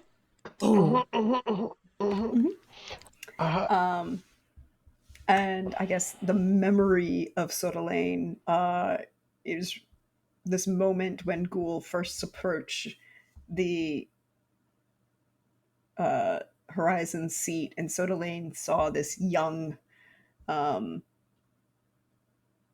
manta ray being for the first time as like a young adult, and goes, this moment of like, fuck that asshole? Really? All right. I guess.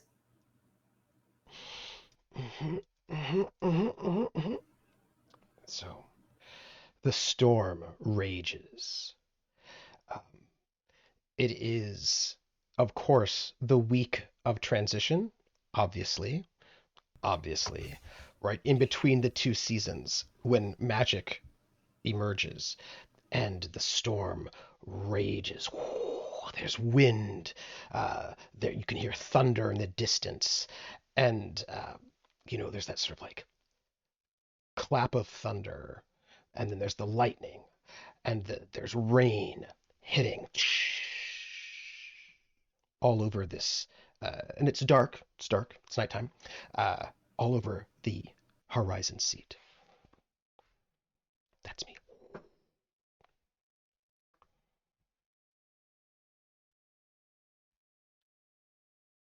Oh, a lightning flashes, and then like 10 seconds later, you hear the thunderclap. Oh, sweet. Yeah. 10 miles away. Yeah. Well, it doesn't quite work that way on open water. It does in this world. At least that's where we're going to start. 10 seconds. That's where we're going to start. I'm just telling you, for those of you playing at home, do not trust that rule in open water, because open water distorts sound, and sound can be either faster or slower, and you can't be as predictable. And in this world, islands fly. Exactly. That's I said people playing at home. But in this world, islands fly and mess with, and gravity is, and float and Eels are reposition people. themselves. Eels There's are that too. people. Of course, eels are people. As the lightning starts striking, I shuffle ahead this darkly cloaked figure, but you could in the flashes of the light, you can in the lightning, you see their face, a face of a amphibian-like, frog prince-like, and a little bit scarred from what you can see, but as they shuffle forward, they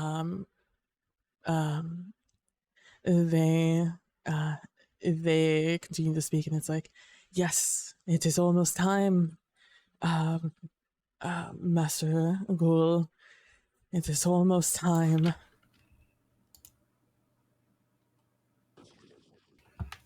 It has been too long.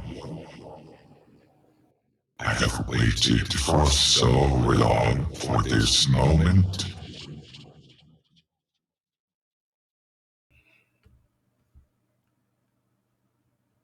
Well, There's just this. There's just this flash of lightning, and in the reflection of the lightning, Ghoul, you see this indeterminate aged figure in these kind of tan linen robes, leaning on the seat, like on their arm, staring at you pensively, going, "What? Oh, really? Really?" And just talking to the air. But then the lightning flashes again, and they're gone.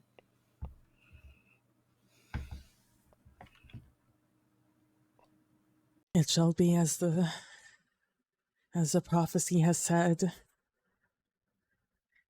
You will sit upon the throne at the seat, and the world will change. Ghoul slowly approaches his seat, savoring every moment of this ascension, walk, journey.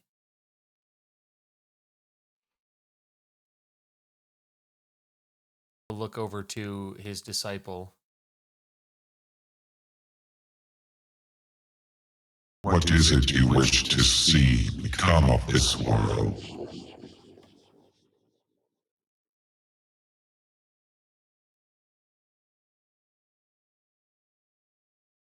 I wish to see. I wish to see that which has been lost come back. Too much has happened. It is now time to rectify that.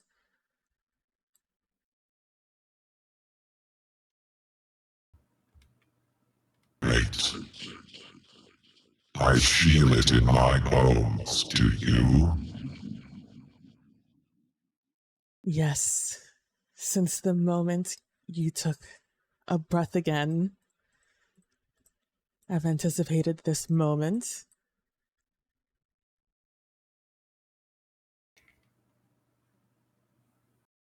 And let everyone witness my ascension Let the gods know what they have coming for them. And he takes a step closer to the seat. And we see The thunder and lightning like emerge, like whoosh.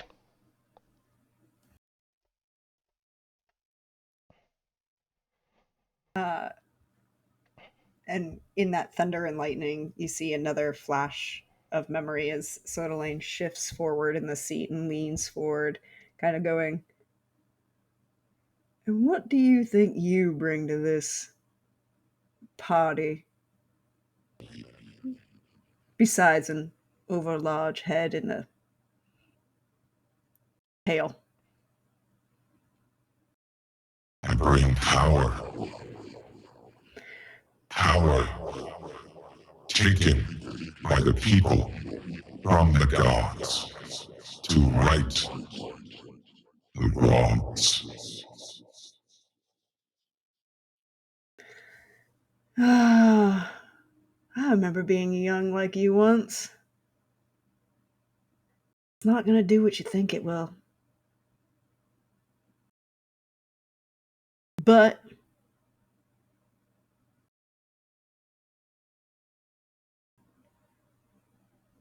they seem to think you're the path forward, or at least it'll come through you.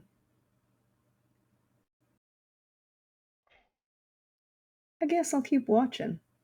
And then the figure leans back in the seat and just fades the memory of it.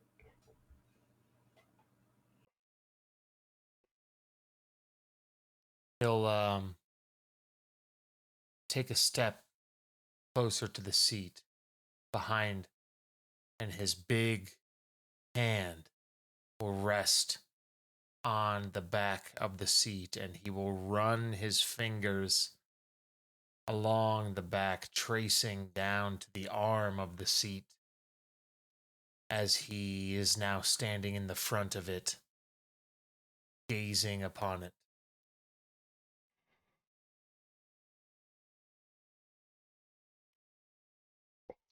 Madly working a thing in the background. I can get it.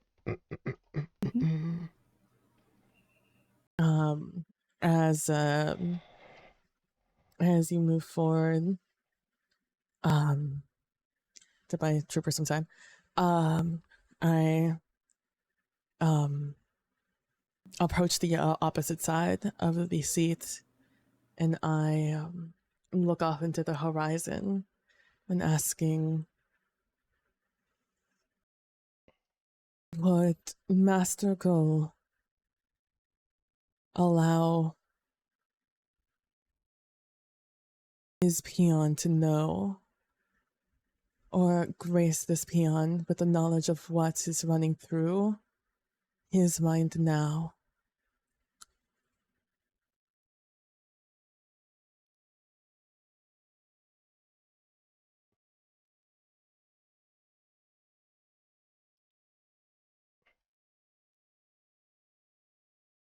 I wish for you to live in a world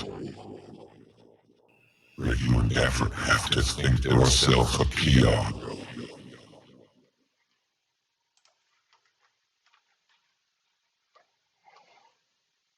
I wish to live in a world where everyone has power, and none of us are powerless from the divine.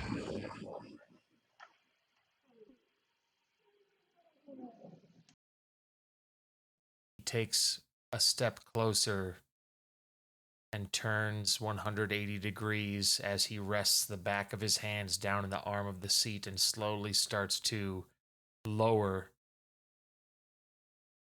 savoring every moment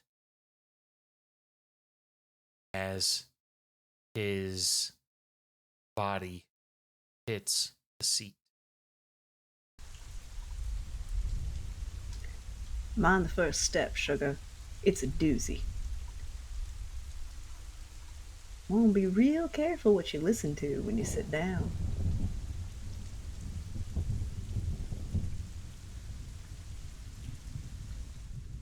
And to horizon sea. You can all hear the thunder, right? Yes. Yes. Thank you. That's so cool. I can hear the rain. Mm-hmm. They got some rain in there. Thank you, thank you. I had a little bit of out air routing to get there, but mm-hmm, mm-hmm. And as you sit, the storm whips up even more intensely, and the lightning and the thunder claps get closer and closer together as you can see the because you're over the sea, the lightning, you can see it closer and closer and closer. It's only just like hundreds of meters away. You can see it going from the skies down, hitting the water as it gets closer and closer.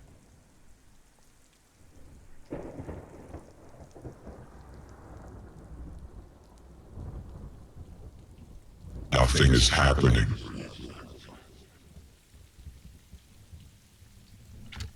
As all things were meant to happen.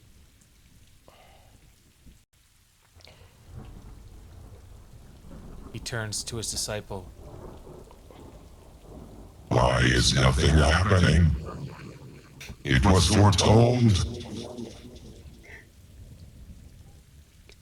And lightning strikes one of the basalt sort of like pylons close to the seat itself, causing sparks as a piece of the basalt cracks as the lightning hits it. It's just like 20 yards from the seat itself. And I look at a mechanism from my pocket. It's spherical in nature, with different parts moving in different directions and rings around it. And as I hold it out in my palm, struggling to read it in the darkness, I look at it and I say, "This is about the time it should be happening, about now. Are you, not to question you, Cole, but are you sure you hear nothing?" Just the storm. You'll hear the gods when there's a moment of the flash of a reflection appearing in the water of Sodalane. Gotta remember to always listen and then look up. And if I may, it says here in the book, what happens when you describe your character doing something that someone else's character would resist, like picking their pocket or turning them into a toad? If what you're doing answers the question, you get to describe how it turns out, including what happens to other characters. Otherwise, describe what you do and what you intend the outcome to be, and the other player gets assigned the result. I believe I have an answer to the question, if I might. Mm-hmm. Ghoul is sitting on the seat of the god of tides, the murdered god of tides, with a cultist who is of this amphibian species. And I'm going to imagine there are probably some other prophets who tend the seat whose bodies have been killed, who are laying dead on the seat itself to make way for this new moment. And the seat is cracked, and Ghoul is there. But the seat itself has been once cleansed. Actually, right before this, the seat was cleansed to make it something better. And that cleansing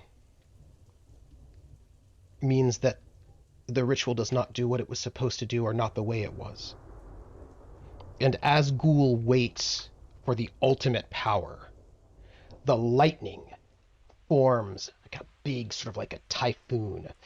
And in this moment, when the question is why nothing is happening, it is at that moment that a huge bolt of lightning strikes Ghoul and the seat, splitting both completely asunder.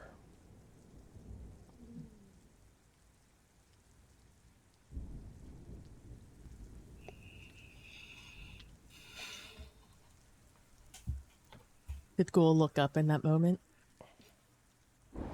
He would have been transfixed by this vortex of lightning, thinking that perhaps it was a portal or the late communication that you had spoken of. So he was ready and willing to receive the message or the ticket to ascension.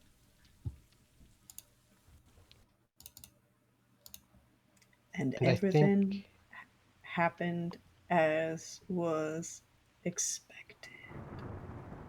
And I think just for a moment, the cultist, who's still alive, sees a flickering image of Soda Lane leaning on the back of the cracked seat, smirking.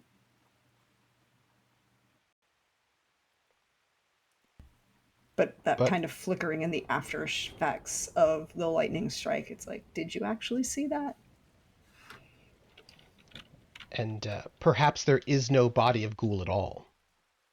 Just like a smoking, cracked seat that no one can now sit upon. It is so wrecked by the storms in this very magical moment.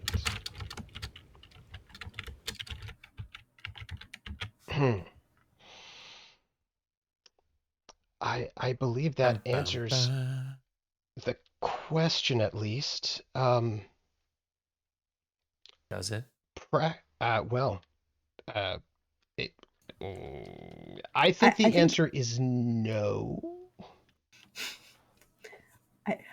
I think it's the case of that Ghoul does not have the favor of the gods, but the gods used the tool that was presented to them. Yeah. So, is this a light or a dark scene? I think this is actually a light scene. Right? Yeah, I think so.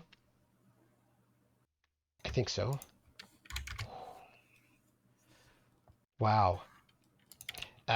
Everyone, that was me doing wild audio rerouting on the fly to get the audio coming to the players as well as you all. There you go. 2 thumbs way yeah. up for Troopers production standards. So that makes it my go, right? And I can make a period, event, dictated scene, or narrated scene. And I would like to do an event. I really want to do a scene, but I have to do an event. You can't have scenes without events. And the event is going to be inside of the period, the end period, the sea dissolves the seat. That is going to be the period where this is going to take place. And the event is going to be, let me get the right thing. So it's in the period, and the event is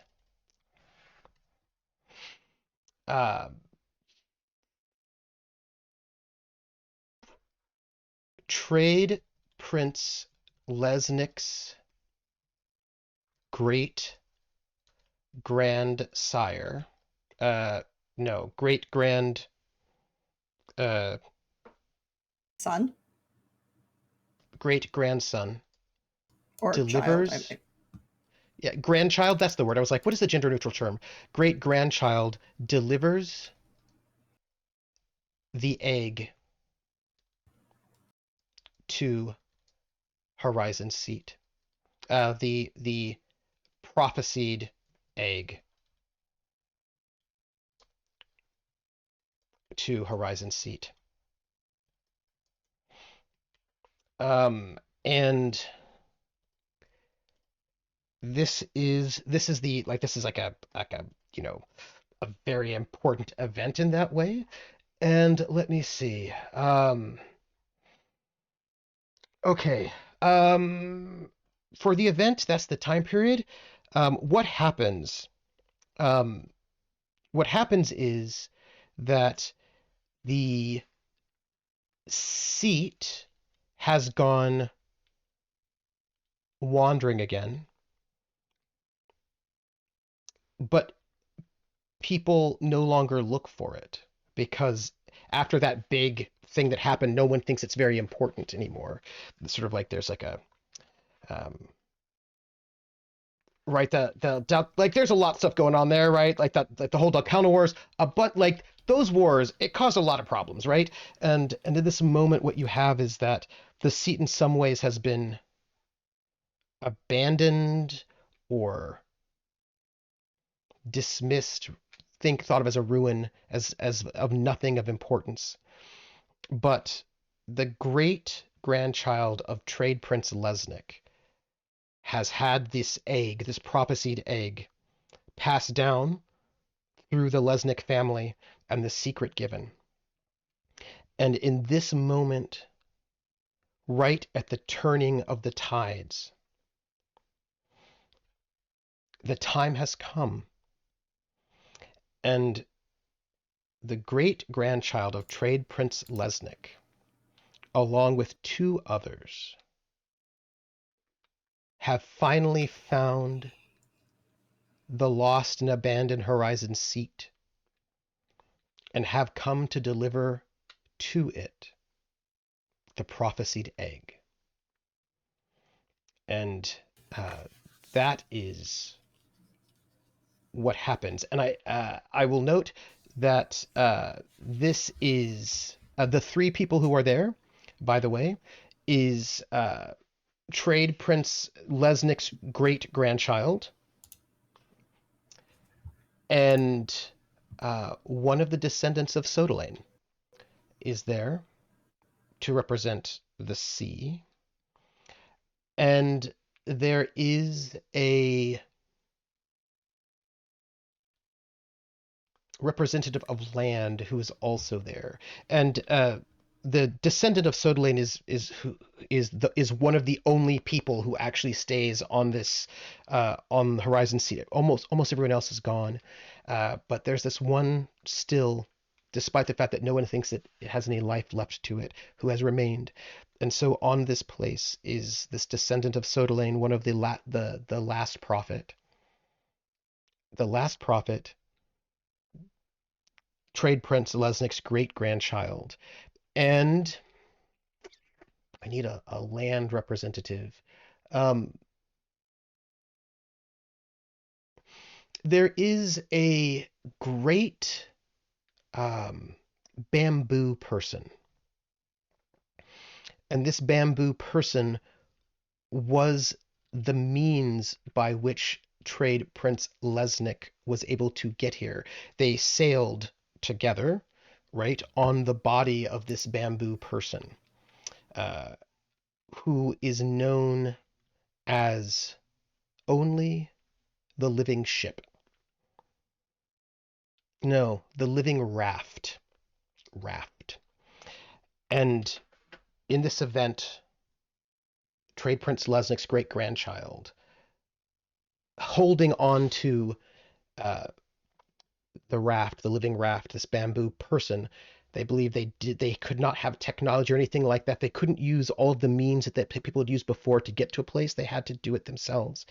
And they heard the call of Sodalane's, of the last prophet. And in the week of transition, when you can hear echoes, they heard the echoes of the last prophet. and they followed that voice to Horizon's seat, and there they placed the prophesied egg. So that is what that event was. Writing, I will describe it there, but I think that this is actually a light event, and I think it is a light event is what it is. Let me bring it to front, and then I will write this properly. I make the event. That is what I do.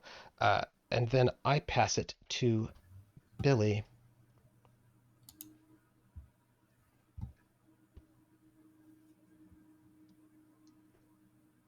It is the egg of Cockhart, by the way.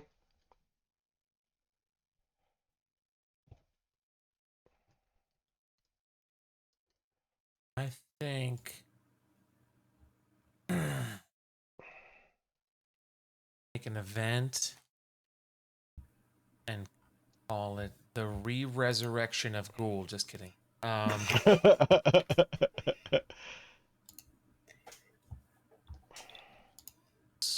So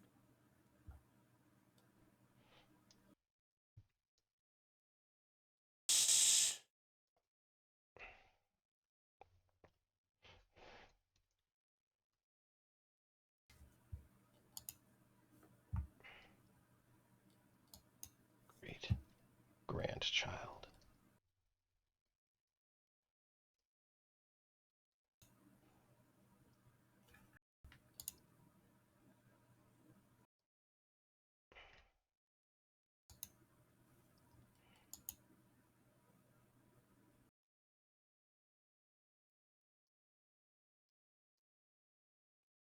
And you have a period, an event, or a dictated or played scene.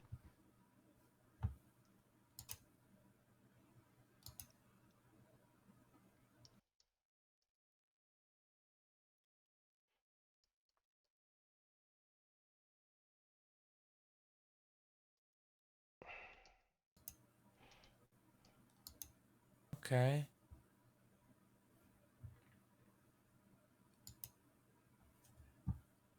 Okay.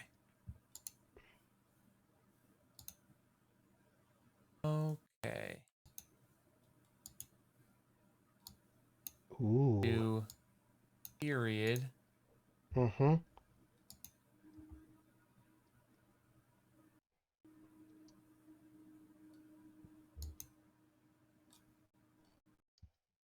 Period will be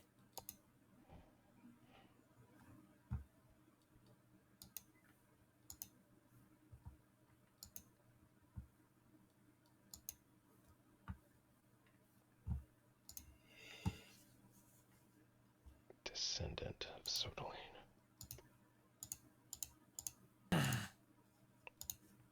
Okay. with the scene, the rise of Ghoul, and the disappearance slash death of Ghoul. The period following Mm-hmm. will be um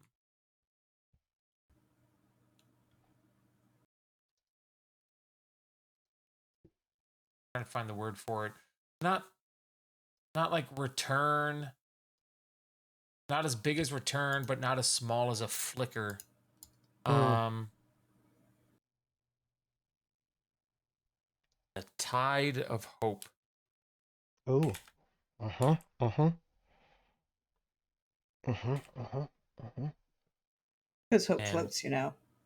It does. Hope huh? does float. I also love that there's a period in between those two things like that. That's really good. Mhm. With the fall of the resurrected, I'm gonna resurrected Ghoul.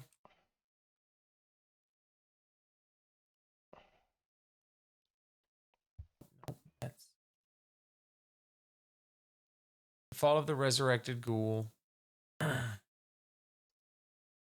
Hope springs anew.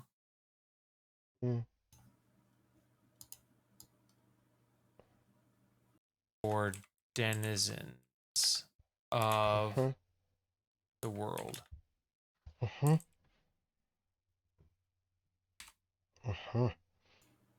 And then we'll go light. Okay. Why? Oh, I think it's obvious. Yes.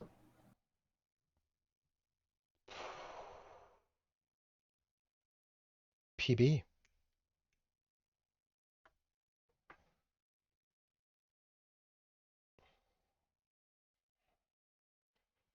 I'm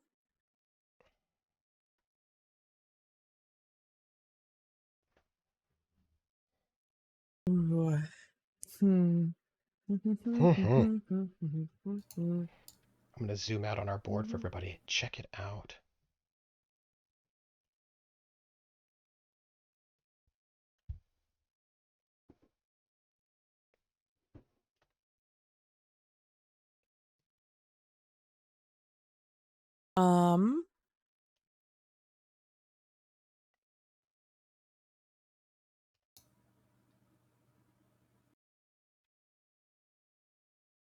Okay. It's going to be an event. Oh, I've stolen something from somewhere. Uh-oh. Oh, okay. I didn't steal it. I just copied it. Oh, thank God. It just came from out of this. All of a sudden, it was just on my screen. I'm like, it is going to be an event. And In the tide of hope. It is going to be in the sea dissolves the seat period. Let me just read exactly what this is so I know if it goes before or after this. I will move this so you can place it wherever you like. Oh, thank you. Trying to be flexible and accommodating. Oh my goodness. We'll do this afterwards then. And in this event,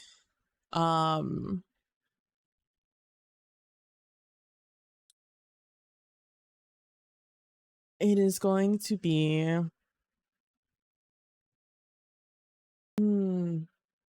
what do I call this? We'll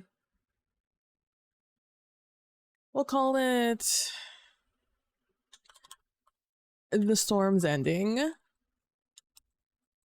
And what is going to happen in this event is an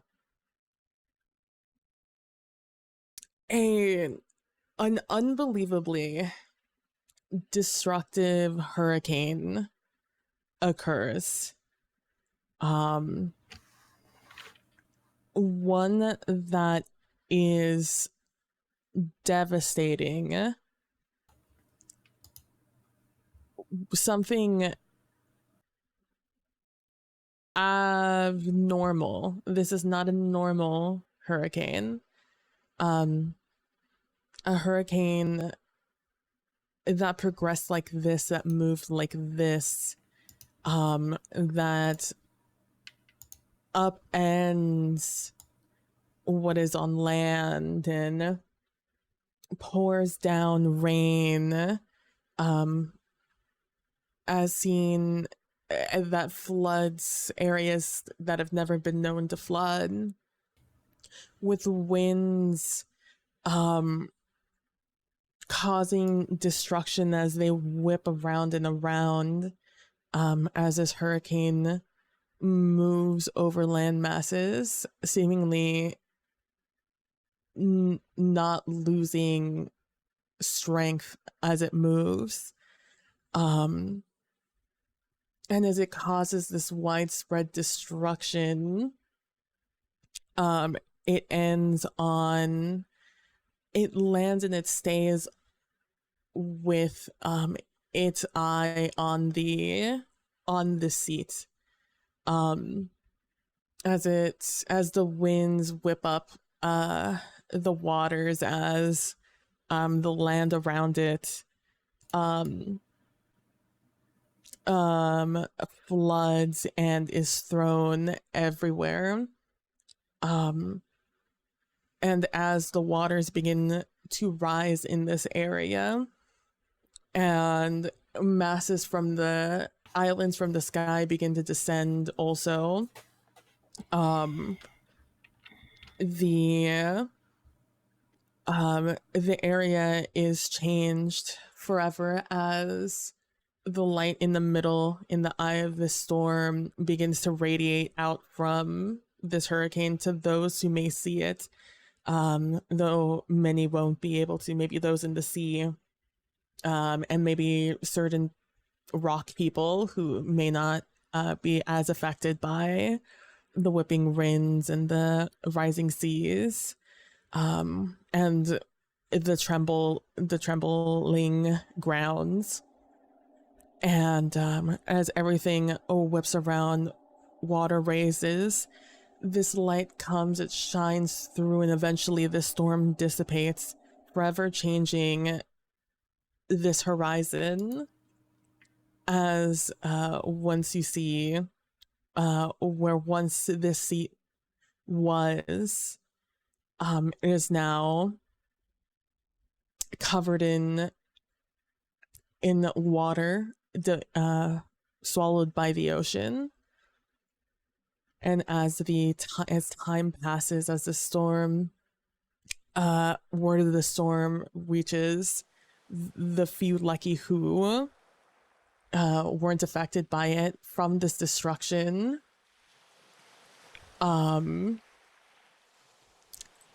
comes what we will find to be some changing of seasons and changings of some things that began long before many people here were alive. As the storm ends,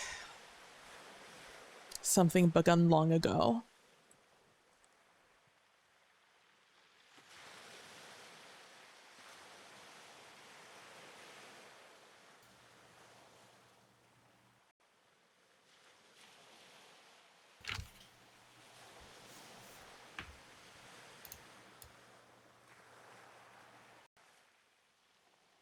I'm gonna go with light.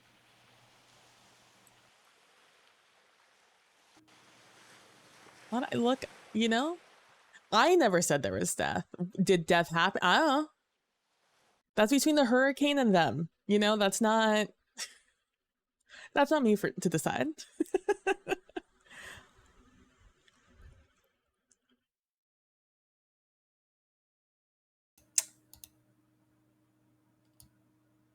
So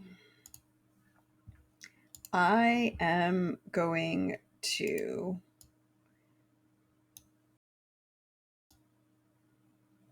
go back to the beginning.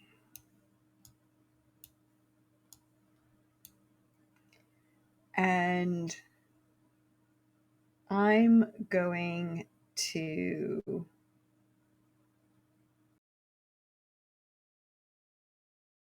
create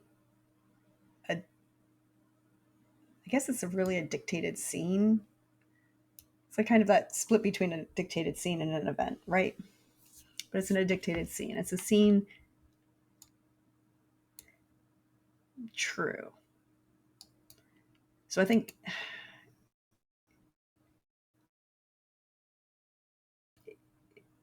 it's a question of, okay, yeah, it's how people think and feel. And I guess, so I am going to pull an academic. I'm going to pull an academic wherein I will present the paper and then the thesis is at the end of the paper.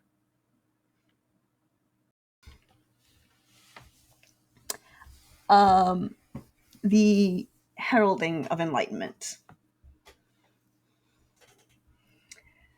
under the death of the tides and the crack of the seat. And it is a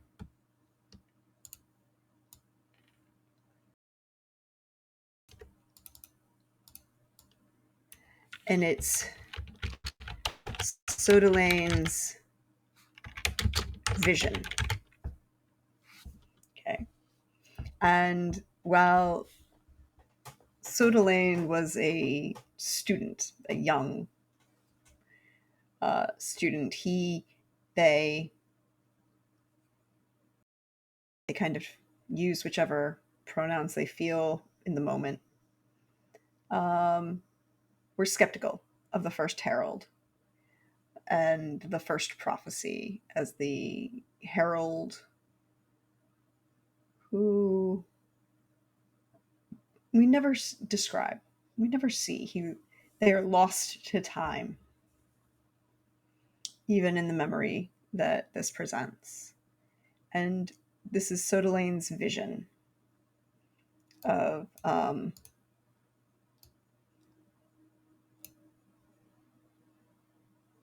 they have seen the herald project, those who seek the seat will find a gift, the blessings that will come from this. And Sodalane has been skeptical. They have always been skeptical.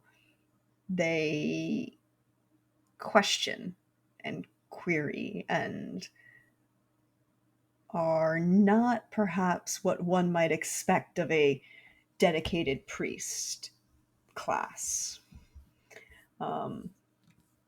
That questioning, that, but then realizing sometimes that the best priests are the ones who do question and think through everything. And we see this scene is shortly after the prophecies, first set of prophecies have been released, I guess, to the public, shared. And Sodalane, it's at night. The seas are still calm, calmer than they should be. And they are perhaps mildly intoxicated and have staggered. Billy's into it. Have kind of like left wherever they were lodging and drinking, perhaps a little later than everyone else was this evening. A couple, social drinking, and then later as the hours turned even into the witching hour, into the deepest of dark. There's a calm on the sea. And the figure of Sodalane, this 6-foot-tall frog prince amphibian, staggers a little bit to the seat. And the wind hears a kind of harumph as Sodalane turns and slightly, mildly drunkenly, you are not perhaps what you seem. And will like pat the back of like the top of the back of the seat and kind of goes, but we will see if you are comfortable. And sits in the seat and kind of leans back and goes, I am ready to be enlightened.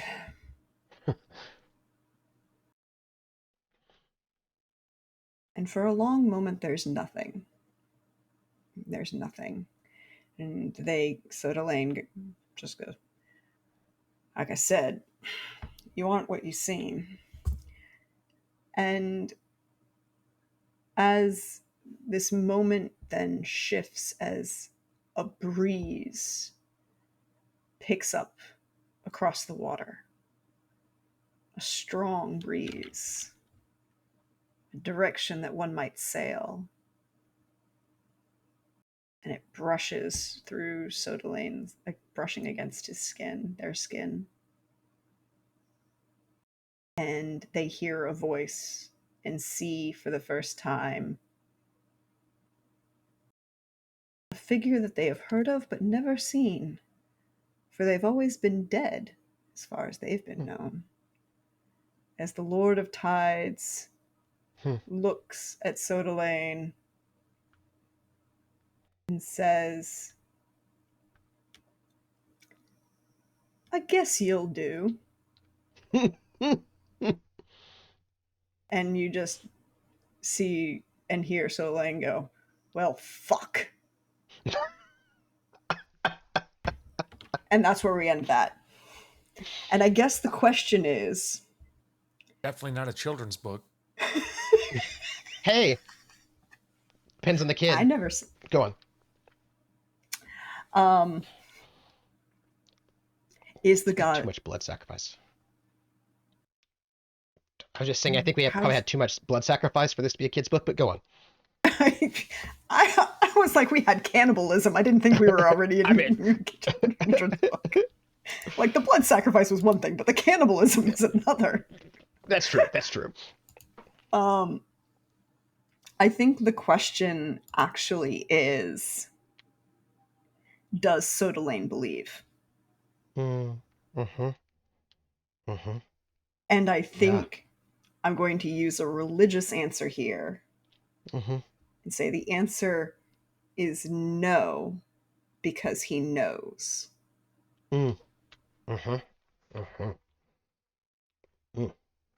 Light or dark?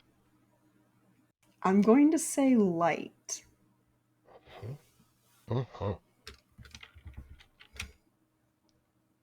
So we have to finish up our round with the free roam, and PB, that is you. You may now finish this whole thing by making a period, event, dictated scene, not played scene, or anchor anywhere in history. And this will be the last word on our chronicle, at least for now.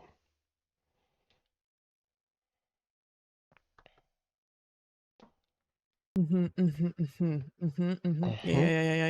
It is you, my friend. Yep. I totally knew this was happening, and I was totally prepared. And it does not have to do with any anchors. It's anything you want, because it is your free roam. Okay. I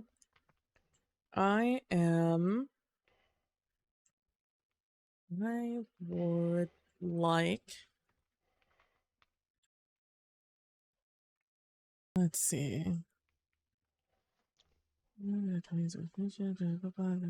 Here's our big, large. You have so much cool stuff. I know. And you can do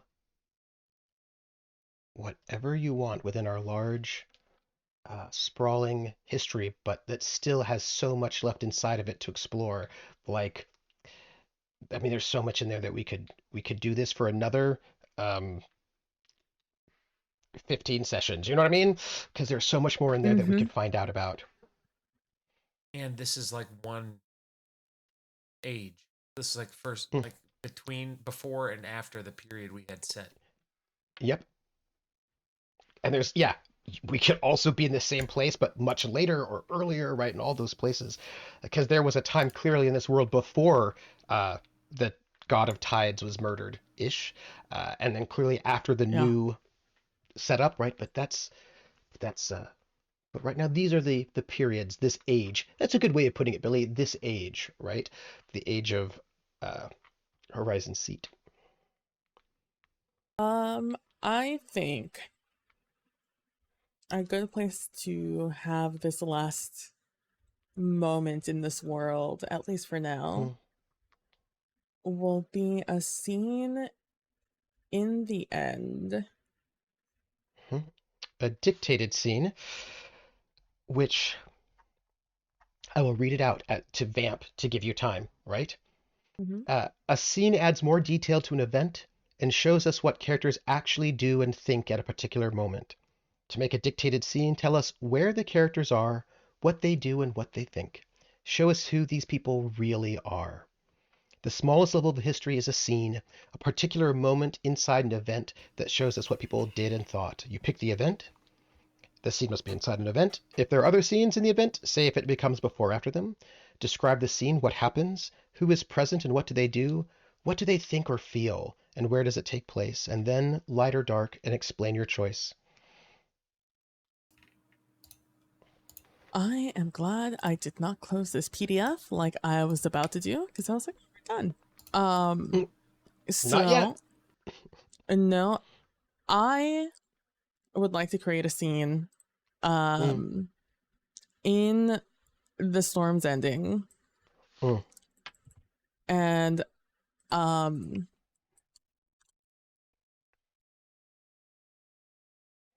I want it, and because I want to know why all of this happened, and because we've established in this world that the gods have other things to worry about. They're not worried about us. But here in the end, as in the end of the story, not so much the scene or event, clearly there were things that happened that the gods did influence to lead us to this end. But seemingly they did not do anything really until a certain part of the story. So I would like this scene at the for the event Storm's Ending, in which a hurricane came and fucked shit up. Reset Reset some stuff. Yeah. Swallows up the sea, the horizon seat. I want the scene to be the gods convening, or at least some of them, and the question is going to be why now. And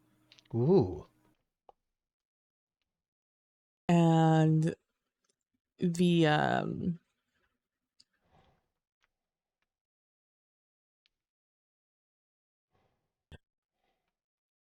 I feel like it would be fucked up.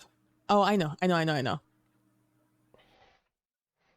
The new who I want to be in the scene. I want it to be. It's dictated, so you just get to say it because we don't get to play it out loud. Oh, okay. It's not a played one; it's a dictated one. The dictated scene is the people who are in the scene is the new Lord of Tides. The the god of Zephyrs. And the god of, trying to think of cool names of, it's just basic stuff. The god of Terra is Earth, so I don't want to say Terra. But what's a cool word for like either for land or rock or something like that?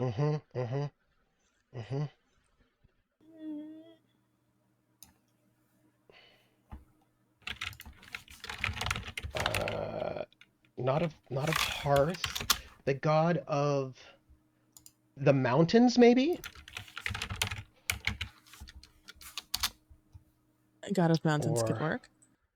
Or the god of sediment. Oh. Uh, I'm just like, the God of Tides was such a cool name, so I'm just like, I can't Yeah. have them all be And the God and of the God Wind of and God of Zephyrs- Land. And the God of Zephyrs is also really, really good. Yeah. That's also really, really what good. about because you're talking about it's like the God of Tides is also has to do with motion, and the God Yes, of it Zephyrs does. also has to do with motion. So what about Yes. the God Yes. of solid ground or sure ground? Oh. Ooh, I like that. Sure ground. I like it. It is the Right, one thing that that's- hurricane couldn't move. Yeah. Yeah. Or tectonics or plates. Seismic activity. Mm-hmm. Well, I feel like that could be a separate one. That's fire, Yeah. essentially. Yeah. The God of sure ground. Or I suppose you could say the God of grounding. If you want like one word. I mean, Mm-hmm. Yeah, but that's Pokemon did have rock and ground types. but I would feel that it would be a little awkward, right? Because the rest are nouns and this is grounding is a verb. Yes, you're right. Yes, you're right. You're right. Just linguistically, and that's me No, being you're right. annoying. Of solid ground. Ground or grounds, plural or singular. I think that's a question for PB. The God of sure ground. Grounds. Immovable rather than solid could also be a thing.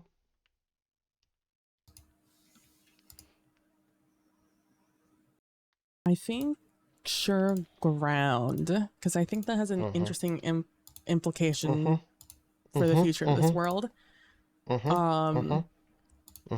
So let's see. That is who is in this scene, or at least who for sure is in this scene. I'm sure there's some NPCs also, but like these are the important people talking. See what's being said in the event, say if it comes after them, what happens, who is present, what do they do? So they are in, there is a meeting in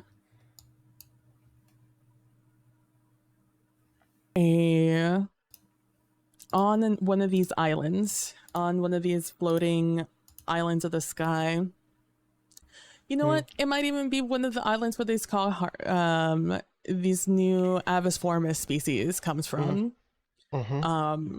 Since that is a new new peoples, and so they're up there, and they are discussing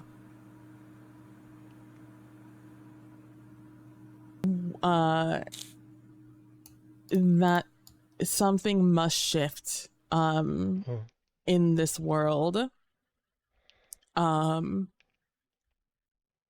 This prophecy that they did not lay out is now close to being fulfilled.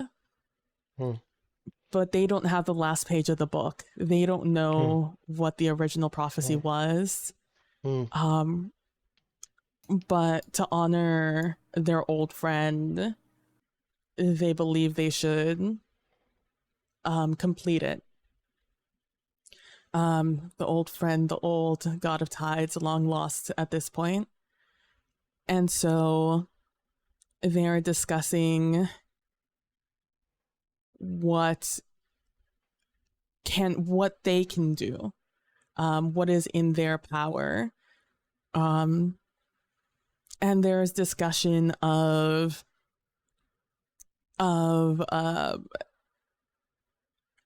ending, the conversation goes from destroying the world in civilization to conversation of grand creation and having more influence in the world and interacting with the peoples. But that is quickly shot down because that's a lot of responsibility, and they don't want to spend They don't want to do that. They have other things That's to too do. much. Yeah, that's too much. They like naps, and that sounds like something that they're not going to be able to do if they have influence in the world like this.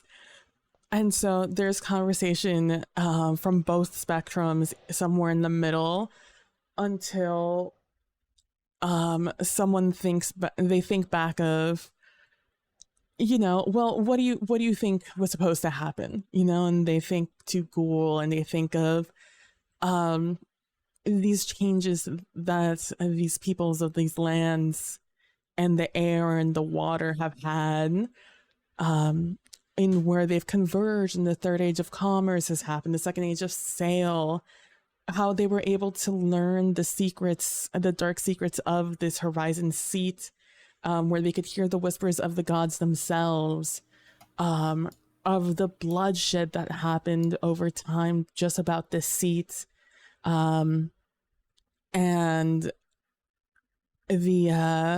how Ghoul was struck down by the god of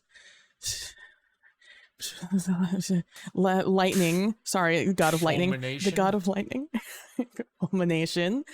And now, as the seat sits there crumbling and breaking, and they think, well, why not just start anew? It's trash. It looks like garbage now. We might as well just get rid of what will it serve us now? It's no longer the seat that we once knew our friend to sit in. And therefore a decision is made to begin anew with this new god of tides. And to say goodbye to their old friend in the same moment that they fulfill what feels like their last wish. And so with their powers combined, little storms never did anything to this thing. But maybe with their powers combined, they will be able to finally lay to rest this seat. And the idea to form this supercell with the power of the god of the tides, the god of the zephyrs, the god of the sure ground, creating something so immense that, while dangerous, yes, ultimately will change everything once more and give rise to this new god of tides.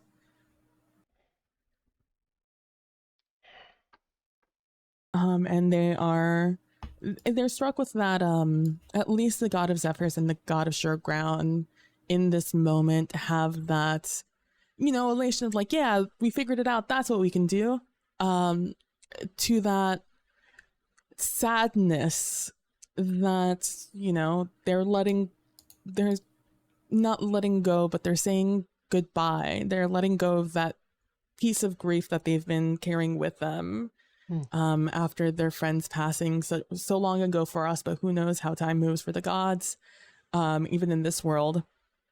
And so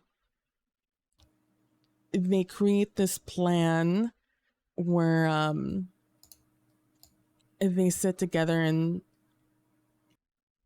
culminate this storm, and they pull it towards them sitting here above this seat, in this light, until it reaches an intensity that can consume the seat. And why now?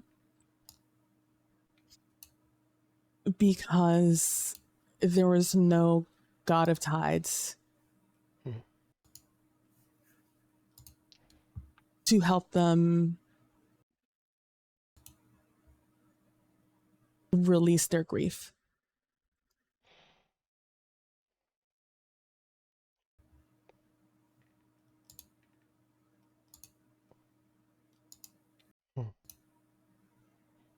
And how does it end? I mean, I'm gonna go with it's a light scene. It ends with them sitting in their own circle, pulling from these latent powers they don't really use that much, honestly, to whip up the wind, to the god of the sure ground,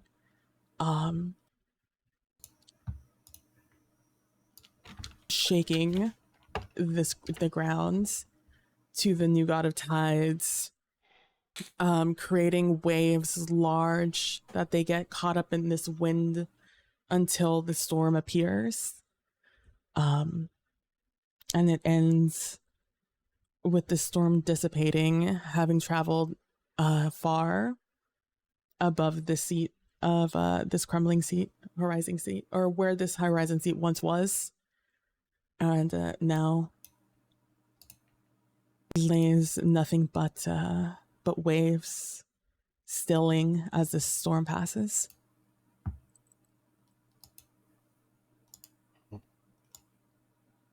Oh.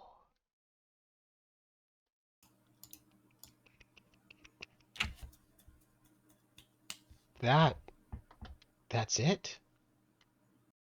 That's us. My goodness.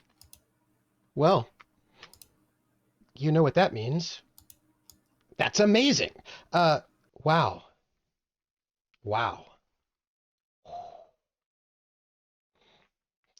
Thank you, everybody who joined us for this moment. That wrapped up that round. Maybe we can come back one day. We will find out, but that was amazing. So let us do a go around, and this is what I'm going to say. I would like you to say who you are, where we can find you, and then what is your fan theory? Like, what's your fan theory about? Give you like your own little personal fan theory about something or other, just for fun. And let's start at the top with Bill of the Forest. Billy, who are you? Where can we find you? And give us your little fan theory. Hello, I am Oh, Bill wait, of the and Forest. give love. Yes. Give love to somebody else as well. I will give love to everybody. Probably one of the most seamless experiences in terms of having a thing, handing it off, having a thing, handing it off, having a thing, handing it off. Each of us respecting the pieces that were put in place, and ooh, but what if this?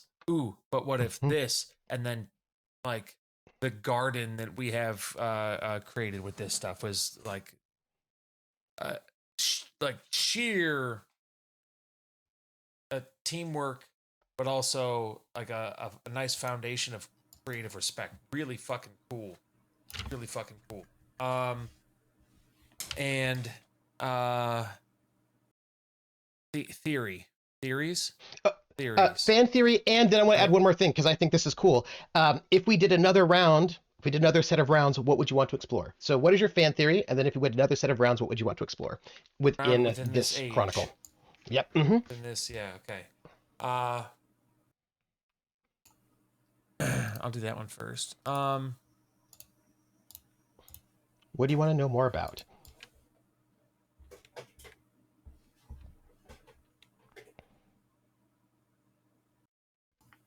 Ablencia's opinion of all of the different periods and her lens of mortal life through all of these periods and all of the foolishness and ambition that she had seen from her seat.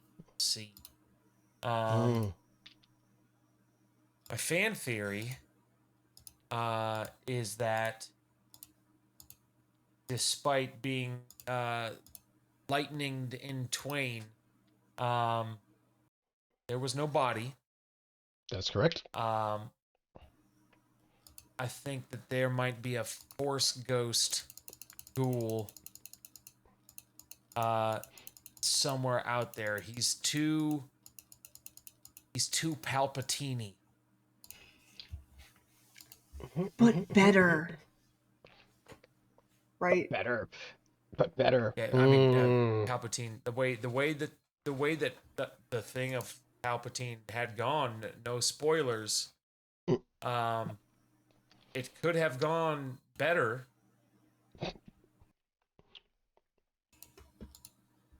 All I will say. Yes. Okay. Next up, PB Plays Inside. Who are you? Where can we find you? Give some love. What would you want to explore? What do you want to find out more about if we had another round to go? And then what is your fan theory? Hi, I'm PB from PB Plays Inside, where you can find me over on Twitch and Bluesky, both at the same name, PB Plays Inside. And there's some cool things coming up on the channel here coming up in October. In the second half of October, I will be playing a game called This Person Should Not Exist by Speak the Sky, a game in which I'm going to be essentially playing a game of Where's Waldo, however, with more SCP Cthulhian type energy surrounding it. So if that's interesting to you, Isn't keep Waldo an eye out. already a cryptid? Let me tell you, I've gone down the rabbit hole of reading all the lore about not only the books, but also the TV shows. And boy, oh boy, all I'm saying is that, there's some trifling happening in that universe. So that is going to be happening in the second half of October. The date TBD, depending on how my prep goes. And then I have another game, a two-shot, happening on the 21st and 28th of October for a game called Asher's Ridge by Rory Montford. I'm very excited for it. I'm doing a lot of prep for it on my streams, and I'm even more excited about it because I'm going to have troopersjp and other doc joining me to play that game. So I'm really looking forward to that. That's going to be October 21st and 28th. Sometime in the evening. I can't remember the hour at this point, but keep an eye out for that. I'm sure I'll be posting it everywhere. And as for this game, boy, oh boy, I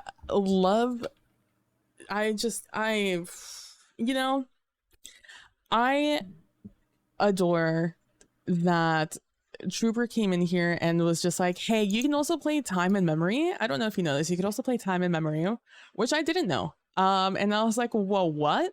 So I'm so glad that Trooper came in and played these very esoteric roles to really not only exemplify the system as written, but also just like enhance the scenes, because like near the end, like you said, there's a lot that's happened in these past two sessions. And I felt like that was a good way to kind of bring people up to speed as to, hey, why like what's happening with Goal, and who was this person, Soda Lane, and who was this, and so it was a great way to really enrich those scenes while also exemplifying the system. And if we did another round, I'll do fan theory first. My fan theory is that my fan theory is that there is something else happening in this time between like the second age of sail and the third age of commerce, somewhere around there.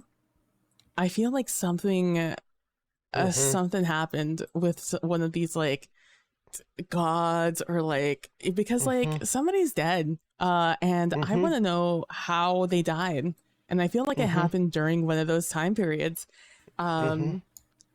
because like what happened to the Lord of the Child, or the Lord of Tides was dead. So like, and also like, so I guess some of these people have more children. I want to know what's up with them. So like my fan theory is something that's happening there. And if we did another round, I would try to find a way to get Prax to play another awesome evil character. Cephalopod? Yeah.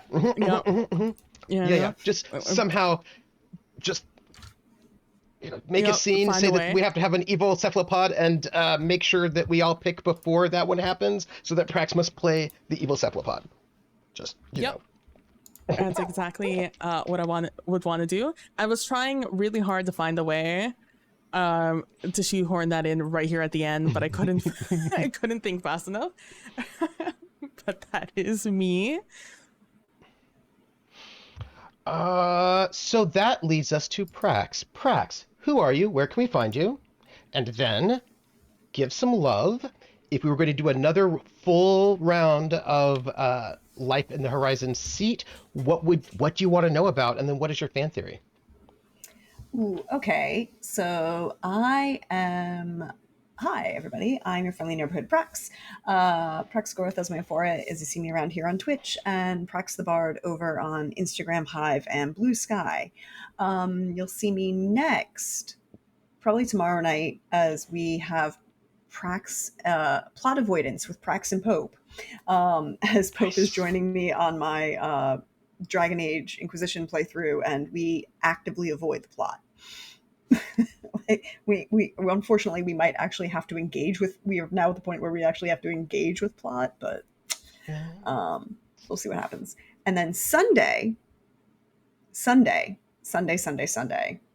I and someone else on this screen will be joining, someone else on this screen, or someone else on this screen. They're that way. Sorry, I can see the overlay. Will be joining me on as Pope runs a 4-shot of Warhammer 40k. And I want y'all to know I realized something today as I was walking the dog that I didn't take advantage of, but I put up like all the player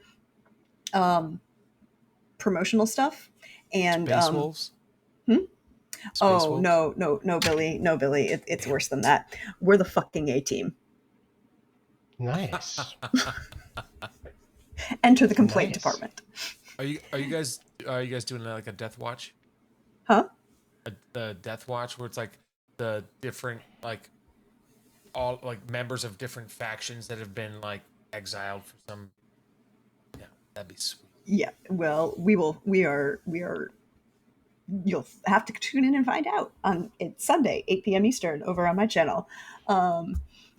As we there is shenaniganry, there is things that are going to happening, and Imperium Maledictum is the system we are using. So thank you, Pope, for reminding me, because I know these things, but I don't remember them. But that'll be Sunday. And we are the A-team. Nice. We are the A-team, and PB will be on that. It'll be great. It's fun. I cannot wait for you all to see this.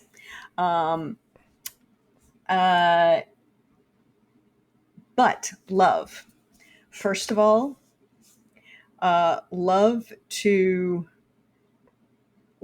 Billy for both originally aiding the idea about this being a search for enlightenment. Mm-hmm. And then also love to Billy for Ghoul. Yeah. Just Ghoul. Just the creation of Ghoul. Everything about Ghoul is the best. Mm-hmm. If I get to play creepy ass villains, I want Billy to play like, tyrants and megalomaniacs. It's great. We need to talk about something. I have an idea, Billy. I have an idea for you. It's going to be a thing. Uh-oh. Come back, put a pin in that. And then love to PB for getting both for getting us started on the live scenes, and also for all of the little wonderful puns that I don't know if the audience noticed, but I did, and I loved every single one of them because they made me happy in my soul. Also, just that final end cap moment was beautiful. Love to Trooper first for inviting me to come play with you on this wonderful fun time, because this was a lot of fun, and I always enjoy Microscope, and this was great. But also love to Trooper for first embracing death, in the best way possible, because we love when Trooper is just like, no, we're gonna die and it'll be great. I'm gonna stir the And there'll be pot some and it'll be fun. cannibalism. Just some And some cannibalism. cannibalism. That's fine. And Yeah. and Mhm, cannibalism. And That was for also- Lindy. That was for Lindy, because I know that Lindy loves cannibalism That's in games. fair. That's fair. That is for Lindy. We do appreciate and love that. Also love to Trooper for the joy of embracing the rule set in the best way and encouraging the rest of us to do so in the best way, which I really appreciate. But my fan theory is the Lord of Tides is dead, but was also trapped and couldn't escape until the seat was destroyed because he was murdered on the seat. So stuck and couldn't go do what needs to happen next when a god dies. That's my fan theory. What I want to explore, if we come back and do this again, I want to see what the land people are doing, because we murderized the fuck out of them. We did a lot. we did. I mean, like, I feel like we've basically created a system where there's two massive empires, where there's the land, and there's the sea and the air, and the land is just stuck dealing with these assholes. Yes. Look, the next stage is them. Next stage will be for them. Actually, I think so too. I feel the next stage will have more land people, and this brings it back to me. But before I say anything, I need to check to see if we have any comments that I should read out before I do, because that's always important. And we do. So I would like to say thank you to Hawkeye, who gave us 500 bits as a tip with this message. We go under the microscope again. How many slides will we look at? Does Ghoul prefer oil immersion lens, or is that TMI? Or do we need a bigger lens? We might need a bigger lens. Thank you for all the gift subs, everybody. That's amazing. So I will say I'm Trooper SJP. I will say where you can find me last. What I will say first is, oh gosh. All right, I'm going to start with my fan theory. My fan theory, by the way, is that Ghoul ascended to be the next god of the tides. That actually that's what happened, that the new god of the tides is Ghoul, like an enlightened Ghoul. That Ghoul actually did get enlightenment and has sort of like transformed himself and has become the new god of tides. That is my fan theory, that Ghoul is the god of tides now, but like a Ghoul that now has enlightenment, and so therefore is a little bit less bloodthirsty, but is in full of angst because they wanted to free people of the gods, but then they have become a god, and that is like some big angst drama right there. Is it enlightenment or possession? It's a good question. I cannot answer that, but I just imagine that now Ghoul is the god of tides. In the next age, I just imagine that Ghoul is now that's my fan theory, that Ghoul is the new god of the tides, because I kind of feel like that maybe that is why that Ghoul got resurrected in the first place. The cultists didn't realize it, but it was actually part of the whole process of the whole thing, right? To destroy the thing and all that. Anyway, that's my fan theory. What would I want to explore? I feel like I actually really would like to explore that time period, like the transition between. Well, okay, so I want to know how the Ghoulian Empire falls. It falls, but I don't know when it falls or how long it lasts.